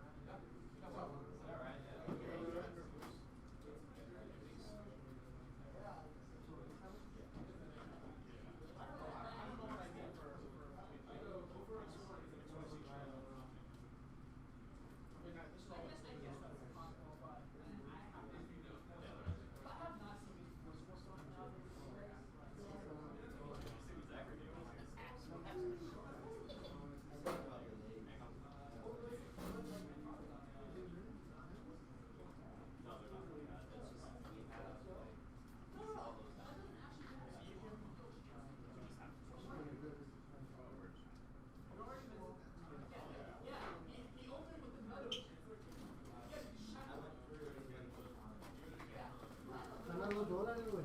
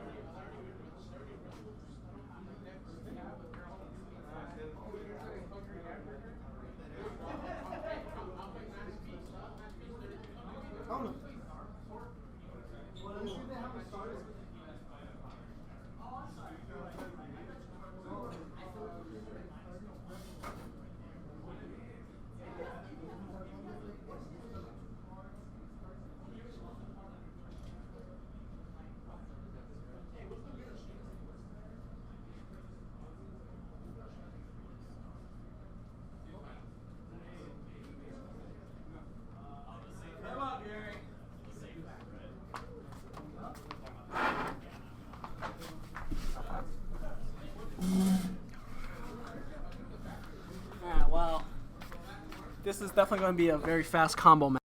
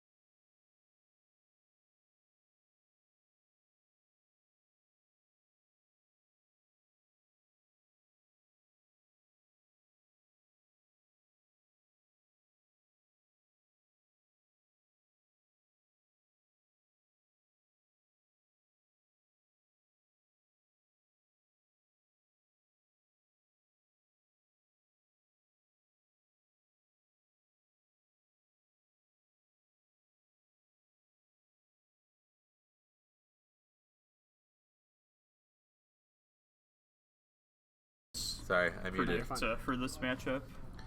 I mean, I think we were talking after about just Infect. watching what Tash did, I don't know if anyone can. The Infect player is on the play though, so that's huge. Ooh. But I think Tash's hand was actually. I think he does have 2 of his expensive cards, but he also has like a couple of like. He does have like Cabal Ritual and stuff like that, and Infernal Tutor. So his hand's probably a fine keep. Just he needs to. Just get there. Yeah, just get there. I mean, it's going to be one of those who does their silly thing first. Oh, Tash is on the play. Okay, well that's huge. That's actually big. Big game. So, the Justin Beck list, the things that Tash has to worry about are 1 Spell Pierce, 4 days, 4 Forcible. Okay. So it's really not the end of the world, but it's a lot. And That's he is playing the Berserk heavy with 3 Berserks and 2 size ups. So he wants to size up and smash in for 12. So there's 2 lands on top. I think Tash keeps one of them because he needs the 1 land. But I don't know if he... Yeah, okay. He kept the fetch, bottom 1. Says go. Yeah. And Justin, it looks like drew just a Glisten Elf to turn 1. Let's see if... Oh, yep, that's what he leads off with. Okay. Alright, so... And this is always one of those scary things about this matchup where it's Where like... Tash has to look at his hand and say, is there any way I could possibly win? Or am I going to possibly instantly lose? Yes. That's the really scary part about this. Because he could pass over and just instantly lose the game.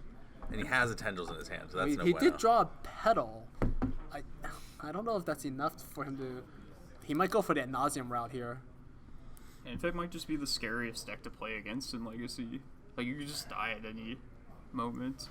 Do I take 1 or do I take dead? I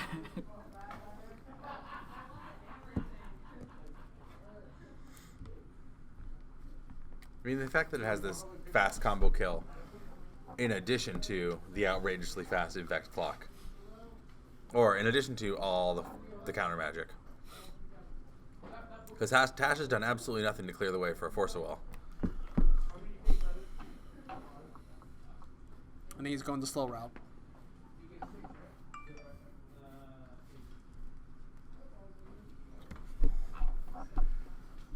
Well, letting the Infernal Tutor resolve here It's kind of interesting. I think means that he doesn't have the interaction piece. Because I don't think you can afford to save days. Well, yeah, I mean, he has the Become Immense. He Yeah. has a Brainstorm. No blue spells that I can see yet. I think his... Oh, he might have the game just over in his hand, though. Mm, He has at least 1 Invigorate. Invigorate... Yeah, I guess Invigorate Berserk if he has it. Invigorate Berserk, game's over, yeah. Uh-oh. Nope, not enough. Oh, yeah, it is. That's the size up. That's the size size up. That's the Oh, Invigorate. jeez. Yeah, game over. That was fun. Well, boys, at least it'll be a fast finals. Yep. Okay, so I think this is the matchup where Tash wants what? Everything he has to play. It's really weird because he has to play this really strange control list where he's suddenly, the slower, less consistent deck. So, okay, so he's going to bring up the one of Fatal Push that he has. Abrupt Decays. Xanted Swarm. Yeah, he'll need Xanted Swarm to prevent his spells from being countered so he can go off. And he can randomly just chump if he needs it to. Bring in Fluster. Oh, yeah, Fluster. Veil of Summer. Is Veil good enough? It's decent, I would say. I think it's too many. At that point, you're diluting too much. Maybe. And it doesn't count something like... What happened? I don't know. I wasn't paying attention. Oh. I know. Here, sit down. Very quick. Wonder if Abrupt Decay is worth bringing I have to in. go pay for. It is. I would, because every once in a while you'll have the Infect player playing Null Rod, because they don't care, and yeah, Decay still hits most of their threats, so it's worth it. That's probably like Null Rod, their hate against these kind of decks. Yeah.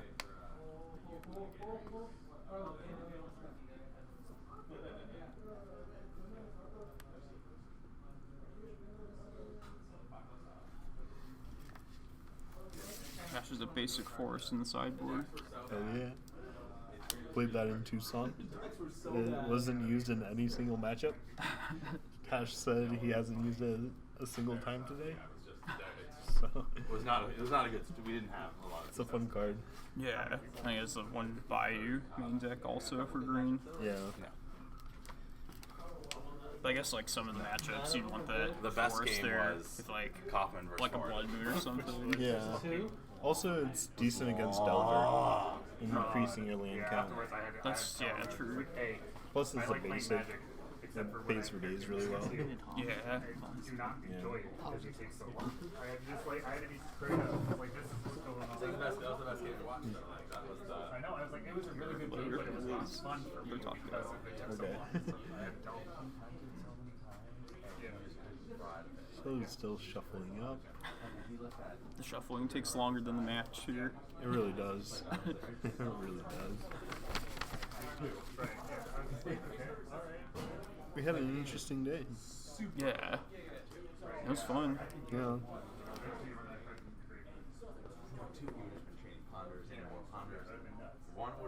I still think the Michael Days blue Karn deck was the most interesting deck. I haven't even seen Kinsman in action. I kind of want to check that out. His is really sweet. Yeah. What was he on? It's like Jund. It was almost kind of like close to like 4-color loam. Okay. But it didn't have like the recurring. Well, he had red and 6. And then a couple of dreadnoughts to use with Scroll of Fate. That's sweet. Yeah. We didn't get to see any dreadnoughts come in that way. I played with the sleeves so much glare. once. But sweet combo. Yeah, Like, really what's the unexpected foil on from top of him. the Yeah. glare on top of the lights. Like you can't. Other people have foils? Alright. Yeah. Looks like Is it- Justin's is it keeping all foils? 7. Well, you just have an interesting specific subset of cards with weird arts and Oh yeah, that's true. all your And, arts. Are weird. yeah, they're just red with like some Yes. kind of like darkish Thing, green yeah. going on in the middle. It's like that's a goblin. Yes. Yeah, no, that was fun. Doing the whole tournament by hand was fun. Yeah. But it's not much though. I'm like, yeah. No, it just makes it fun. Yeah. Gives us more to do. Exactly. The matchups were so bad. Like it's. I'll say it again. I apologize for the bad matchups that we had today. We picked the most interactive we could find. Like it was. Alright, so Dash is pondering. Haven't really seen his hand. He's not dead though. That's the. He's not dead yet. He's not dead. I think that's the important part. Yeah, I think he's fine with seeing the noble hierarch. That is a That's very his pleasant preferred sight. thing to see. It looks like he has a duress in his hand though. Just you wait. That noble hierarch's gonna swing for 20. You're actually James. That's the whole point of your whole deck. It's like, you just like, jam. Yes, but against those forcible decks, you're actually not supposed to just jam. You're playing black or gray, right? No fear. It wasn't a forcible That's like deck. the most It gross hasn't been a oversimplification forcible I've deck ever heard. for so No long, fear. man. Traditional Storm has forcible. Maybe. I haven't seen a Storm deck with forcible in years. Yeah, like, It's vintage Storm. Vintage Storm. has forcible. the Storm player I remember playing against was Sam Wallach, and he definitely was abusing this. Yeah. Okay, so Yeah, yeah, but that was like a forever ago. That's like, long while ago. how often do I play Legacy? Like 3 times a year? I don't know, I'm sure that you played against Storm last time. Yeah, there's way too many Storm players in Arizona. Well, I understand, but the thing is, like, if you go for it, he counters it. It's like you still have your card in the graveyard. You can just eventually draw a reanimation spell again and go for it again. No, it's like the kicker was I would have 2. I mean, you were like you put it out and I was like, oh, well, my hand's this, and then after I said that, I was like, oh, 2 discard spells against a 5-card Storm hand is not a bad spot for me. With the Gristle Brand already in the yard. Yeah, exactly. Or a Chancellor, whatever. Yeah, we didn't see the first time. We Noble saw the hierarchs. next turn. I was like, wait a second. Yeah, you just thought him. Tap's saw him supposed to be direct breathing me. aside, I was really. like, wait, he had it. The So thing is, far, if he so doesn't have double good. duress, then he'll still just kill him easily. Yes, true story. Tash has my number. I never took Tash. So he doesn't have an infect creature down yet? Not yet. This can't be. a He's good gonna matchup he's for gonna Tash. want one of those. No, it's the infect deck is just one turn too fast. Who won the die roll? Tash Tash. did. But he still But then lost promptly game. got pooped on. Yeah, then more lost him. Yeah, Bergen Serve. He got shape up berserked. Justin beat me too. Yeah, I think Justin runs more Berserk, doesn't he? I think he runs 3. Yeah, he was heavier on Berserk then. Fastest. The other Super like to fast. be able to have that- Super fast Delver deck. Which makes sense for how much combo is here. Like, yeah, you just want to bonk him, Just get him dead. Yeah. Well, he just had Shape Up Invigorate, which is also 10. Which one? Shape Up Invigorate. What's shape up? It's the 1 mana turns into a 6/4. Of course. It's a sorcery though.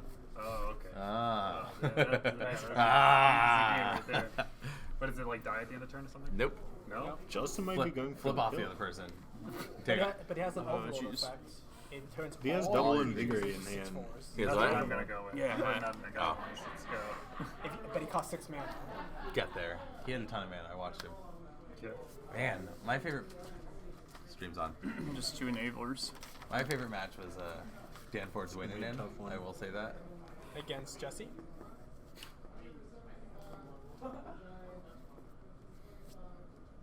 But that was my favorite match. Homeboy was busy. Yeah, I mean it's not a good matchup for him. But No. then I hadn't seen a GT in he had the nuts. for so long. He had the proverbial caca. Yeah. Turn 1 Stoneforge, turn 2 GD equip. Yeah, and I was like, okay, well, I'll just destroy this GT eventually. Yeah. Ooh, no invigorate. Like I was more worried about a turn 1 Rabble Master if I didn't have a gem pool. Yeah, no. There you No, go. it was like a game. I'm glad Kinsman went far because he was fun to cast. Yeah, I didn't see his deck. Just shunned. Yeah. You didn't actually have win condition that anyone saw. I'm glad that I didn't play him. Oh yeah. He would just win from Brennan 6. Brand 6 and Punishing Fires? Yeah. Alright. You might have been able to mana deny him. Maybe, but Yeah, the if longer you- the game goes, the worse it Yeah, is if you for can me. get under him, it's a maybe. I But literally played my entire See deck Berserk. against a Jund opponent with just Lighted every Agent, I believe? single card. Yeah, And it didn't work. Yeah. So Wait, Gus wait is a clear. second. I know this game. Yeah. I know this game. Hadley did the same. I've done the same thing to Hadley though. Yeah, it's crazy. It's crazy how Get him preordained. If he finds So good. LED off this, he should have it. No LED. Is anyone casting or are we all just watching? I'm kind of talking about it. kind Kinda of. talking This about is it. David Sikowski's cool, smooth jazz storm. I'm just gonna sit here and talk with my hand in front of my mouth, and In front of my just think it out. Well, he can go ahead and cast Dark Writ, then Cabal Writ, then Cabal Writ. Does he He'll know be what's at in? 9. Does he know what's in Beck's hand? Yeah, he does. Yeah, he just. Oh, does he have it? He's going for it. Duress. Oh, the tokens are out. This is it. With Tash, you really don't know, but like it's probably gonna happen because either he knows or he'll get lucky. He got lucky in the last matchup. He got lucky this entire topic. I mean, yours, it was that Duress taking the crypt. Like that was a. Yeah, but you didn't even see him on our game 1 when he had 1 card to draw, and it was Tendrils, which killed me. Yes. Off of Plunder Shuffle. Off a Ponder Shuffle. The Ponder Shovel. Yeah. Yeah.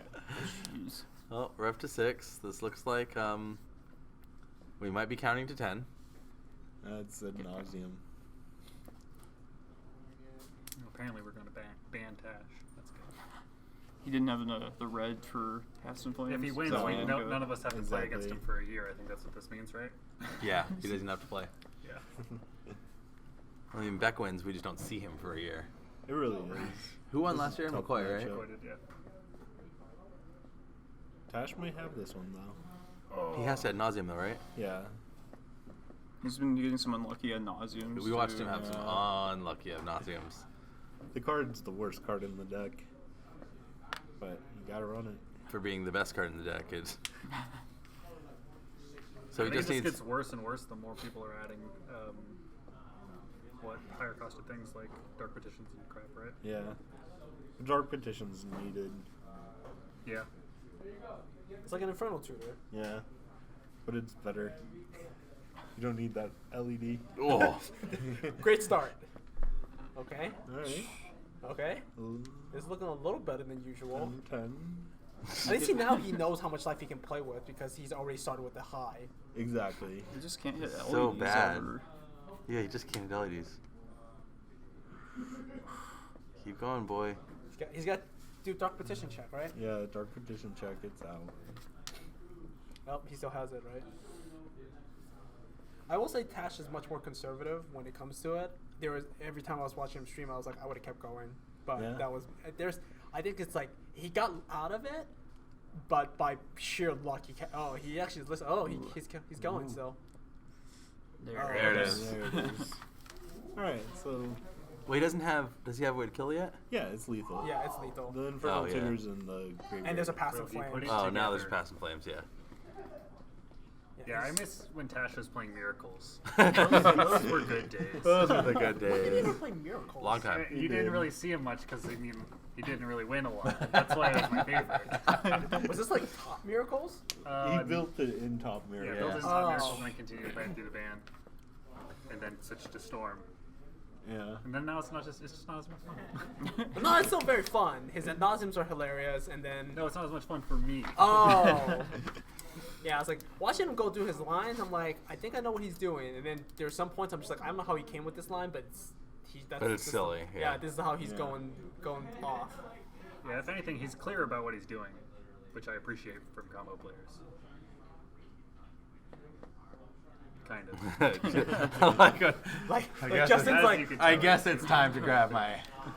I guess it's time to pick my deck up. All right. It's all done. 3.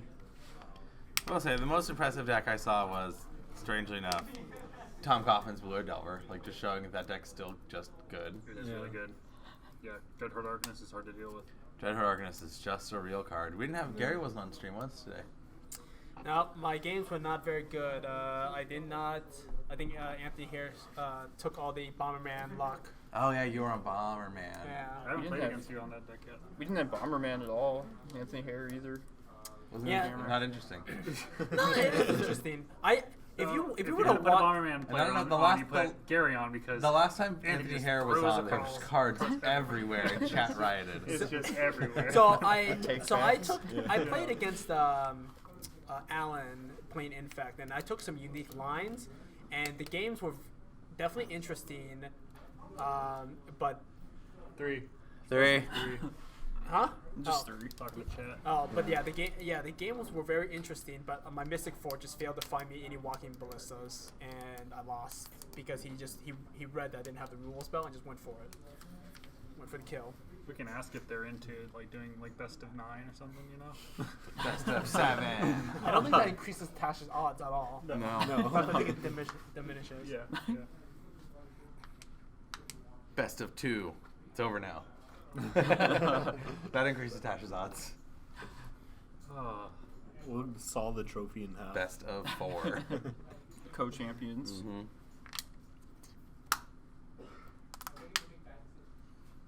Are we streaming Tom's event? I don't know. We have to talk When to is Tom. Where is it? What's that pod? Pod. Which is Chat was asking if we were streaming. I'm not sure. I'll stream a format I know nothing about. I'm in. Yeah. Oh, what is You it? too, dude. Wurza. That would be so funny. It's Wurza and Amulet? Amulet Titan. Amulet Titan? I know both those decks. Those have to be the most complicated decks, so. The Warza deck is not that as bad Yeah. because you still can just turn to On the Oko. 7th? I might be able to. Could I at least come in and like drop off a gear? I don't know. Chat was Yeah. asking. We're not no, because you're out of town. We're not streaming the charity event.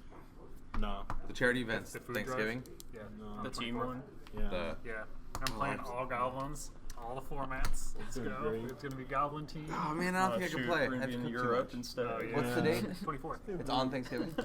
Europe No, will it's be on worth Sunday. it. Yeah. Yeah. Oh. Like ours is Yeah. way better. Thanksgiving's Yeah. like the 28th this year. Yeah, no, I could probably play that. I probably need a team. Yeah, or you can play Pioneer. No, I do not want to make out with you. Wow. That's both incorrect and offensive. Yeah, so it's a Pauper, Isn't it for? Modern, and Legacy. It's Pauper, Modern, Legacy. Yeah. Yeah, so we're going. I think I might still be Goblins playing all with. four bits. Let's go. I think I might still be playing with Are the boys, the kids here? No. Yeah, you can do goblins in all those formats. Yeah, right? so I think I that's what we're picked up. doing. I was- think I'm I on a posted team with both Facebook the for a Alana while. brothers. Ooh. And they're little trolls, so we're Yeah. gonna be great. That sounds awesome. Yeah, I've never done a team. I think we said we were gonna play like Blackguard Reanimator. Popper instead of Pioneer. I don't think Pioneer had been announced before. Yeah, that, Pioneer wasn't a format yet. Yeah. There's gonna be a Pioneers side event though. Yes. Yeah, they're still bringing. Yeah. They're trying to bring a whole bunch of people. I mean, the entry. I think it's gonna be. The entries just like bring canned food or something like that, like a food Yeah. drive. All kinds of canned food. Okay, let's see what we got. Dash has 7 cards. Pass in in hand. Flames is no bueno, right? In opening hand. It's actually decent because if you have Pass in Flames in opening hand and you can have the line of like a Ritual, Infernal Tutor, LED, you Ritual out cracking the LED for red, discarding the Pass in Flames, and then you tutor for a discard spell. So they have to have 2 counter spells to get around having Pass in Flames in hand. This is why I don't play Storm. Doesn't have. He I'm doesn't no doesn't way, have the dude. turn 1 dude. Does not have the turn 1 dude, guys. Does Should he? use the specialty announcer for every Tash matchup. Maybe. He does not have the turn 1 dude. So Repeat. okay, Thoughtseize. We'll try to figure out the modern stream. To look. Oh, It's he's not- yeah, pondering it's- after that one got counted. Okay. Poonder. I think that's a fine exchange. Yeah, taking spell pierce. Do you think that he would have spell pierced the ponder though? The Ponder was important. Yeah, the ponder is Yeah. more important than checking Yeah. again. It's the first cantrip. The most important cantrip is Storm. Definitely. I mean, he also knew he probably had a spell pierce because you don't just Yeah. keep a hand, don't do anything. I mean, Justin Beck's hand is probably just loaded with counter magic at this point. Yeah, I think that. Found an elf. He found an elf. I think it's better for him to just jam in than to try and like ping in every once in a while and then try and stop Tash for a long time. Because the longer the game goes, Ant has an easier and easier time. Yeah, I think the God. best thing is Justin Beck just needs to put a creature in play and then kill Tash. That's kind of just. Yeah. I think Tash has I think- literally. and then Tash needs to put spells on the stack, Yes. resolve them, Yes. and kill back. Yes. That's the plan. These are the game plans. And I sent a link to Ellie before my game. Put 101. And she saw me play 1 card. What card was it? It was Lackey. Was it a good card? Oh, that's the, fitting. the Then I Tash died. game. Yeah. Yeah, that was unfortunate for everybody involved. It was funny. There was just nothing you could do.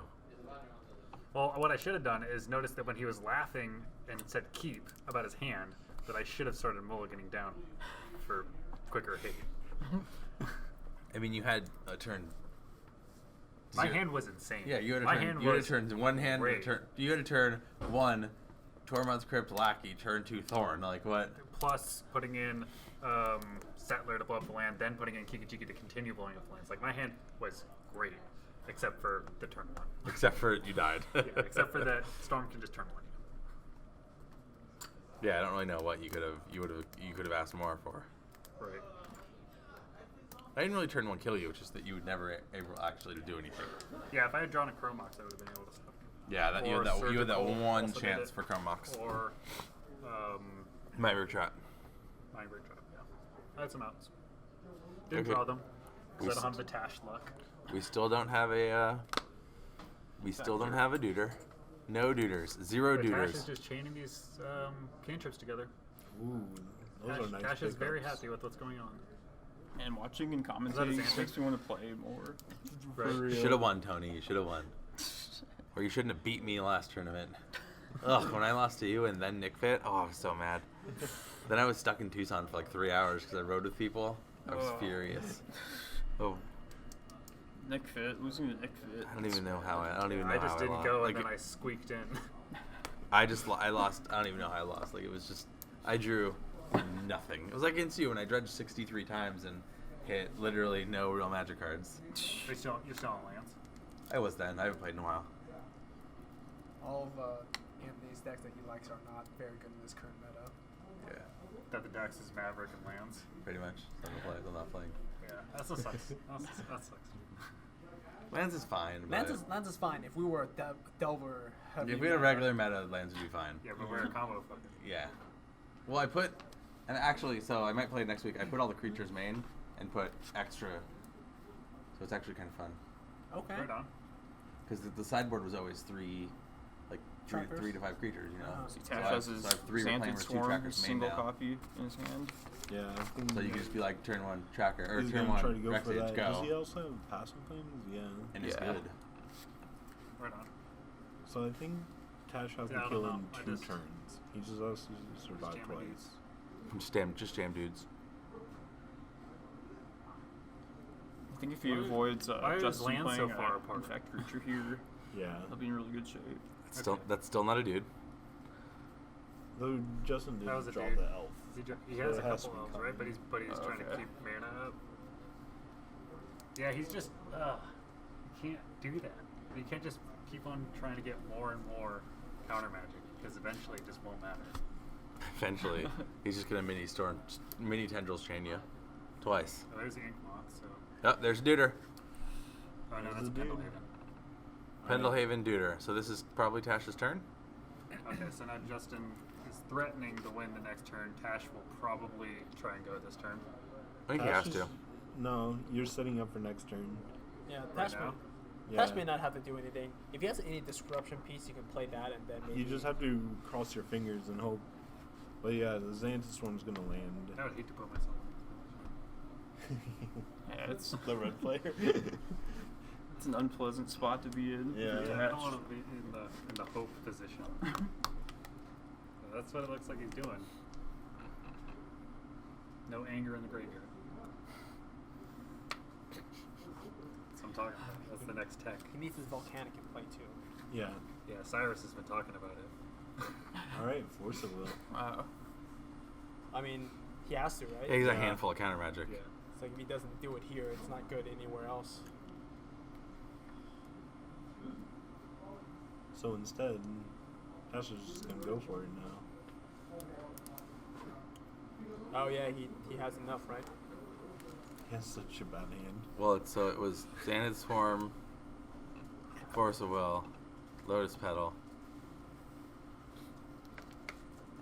It's a 3 storm. I don't think he has enough cards in his hand. No. So Xanthus Storm got counted? Forced? Yeah. So then now he just goes for it, right? Mm. His hand is dark red, Passing Flames. So he can Does he pass the have flames an and like Infernal Tutor? Thoughtseize. No, he has nothing in the graveyard. Whatever, dude. He's just gonna play his freaking cantrips and draw whatever he needs. He has to pass the turn. That's the Yeah. problem. That's not a good place to be on. Wait, how many cards does Justin have? 2. 2? Okay. Well, they have to be exactly Invigorate, Berserk to kill him. No, No, I Invigorate. need to. Invigorate. It's any 2. Because he has a Pendlehaven. Oh, so- okay. So even Invigorate kills? Yeah, yeah. I shouldn't have played that Lotus Petal out. No. Decides not to go for it here. He doesn't have it. Yeah.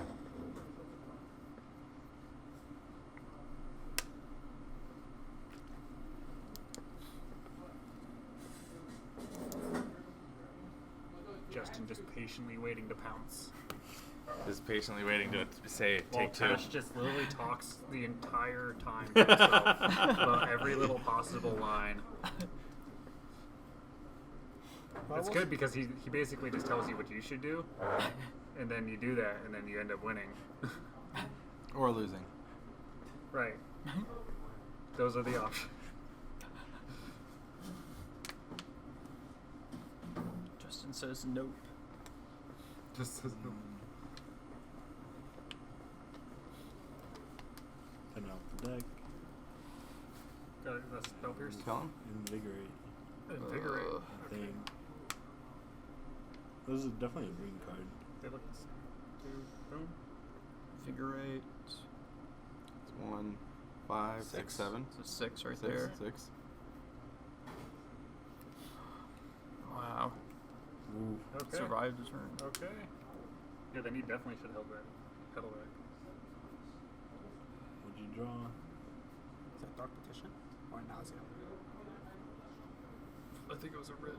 Doesn't matter. He has a fucking spell Brainstorm. pierce. Brainstorm.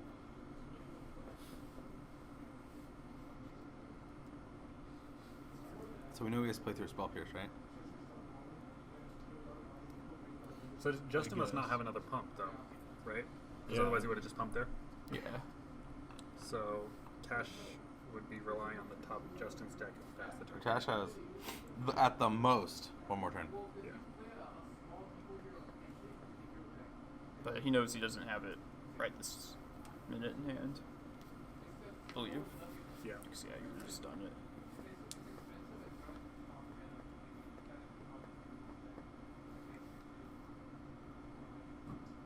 Okay.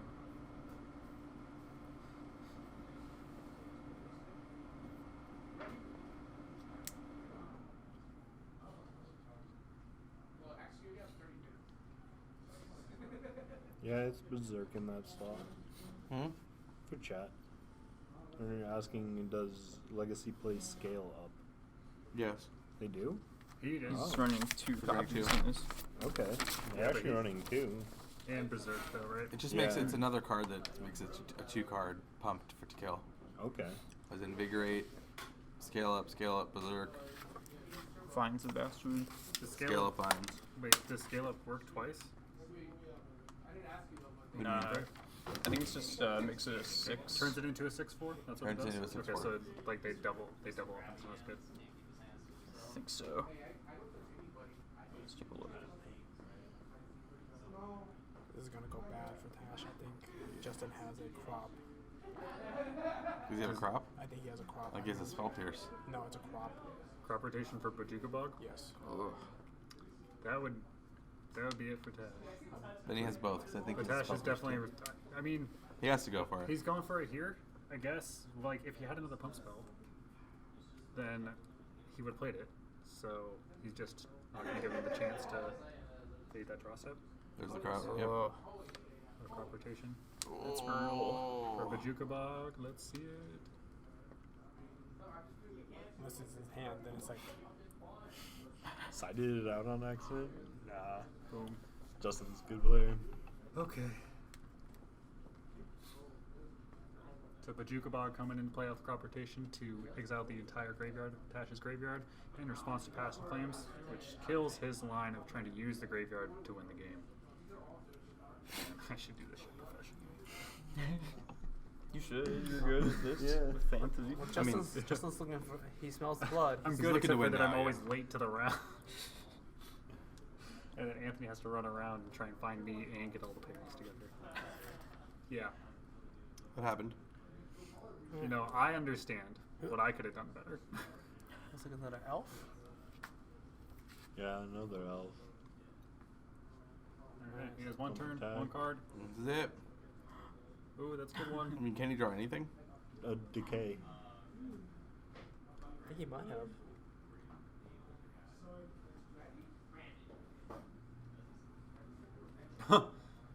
That's it. Should have played that elf. Wow. Buys him another turn. Yep, it's Plays blighted. the elf, right? He's Does he blighted. have I one? think he has both blighted agent and. Yeah. So he's gonna Plays the go. Blighted Agent. Might as well play the elf. Yeah, there's no reason to.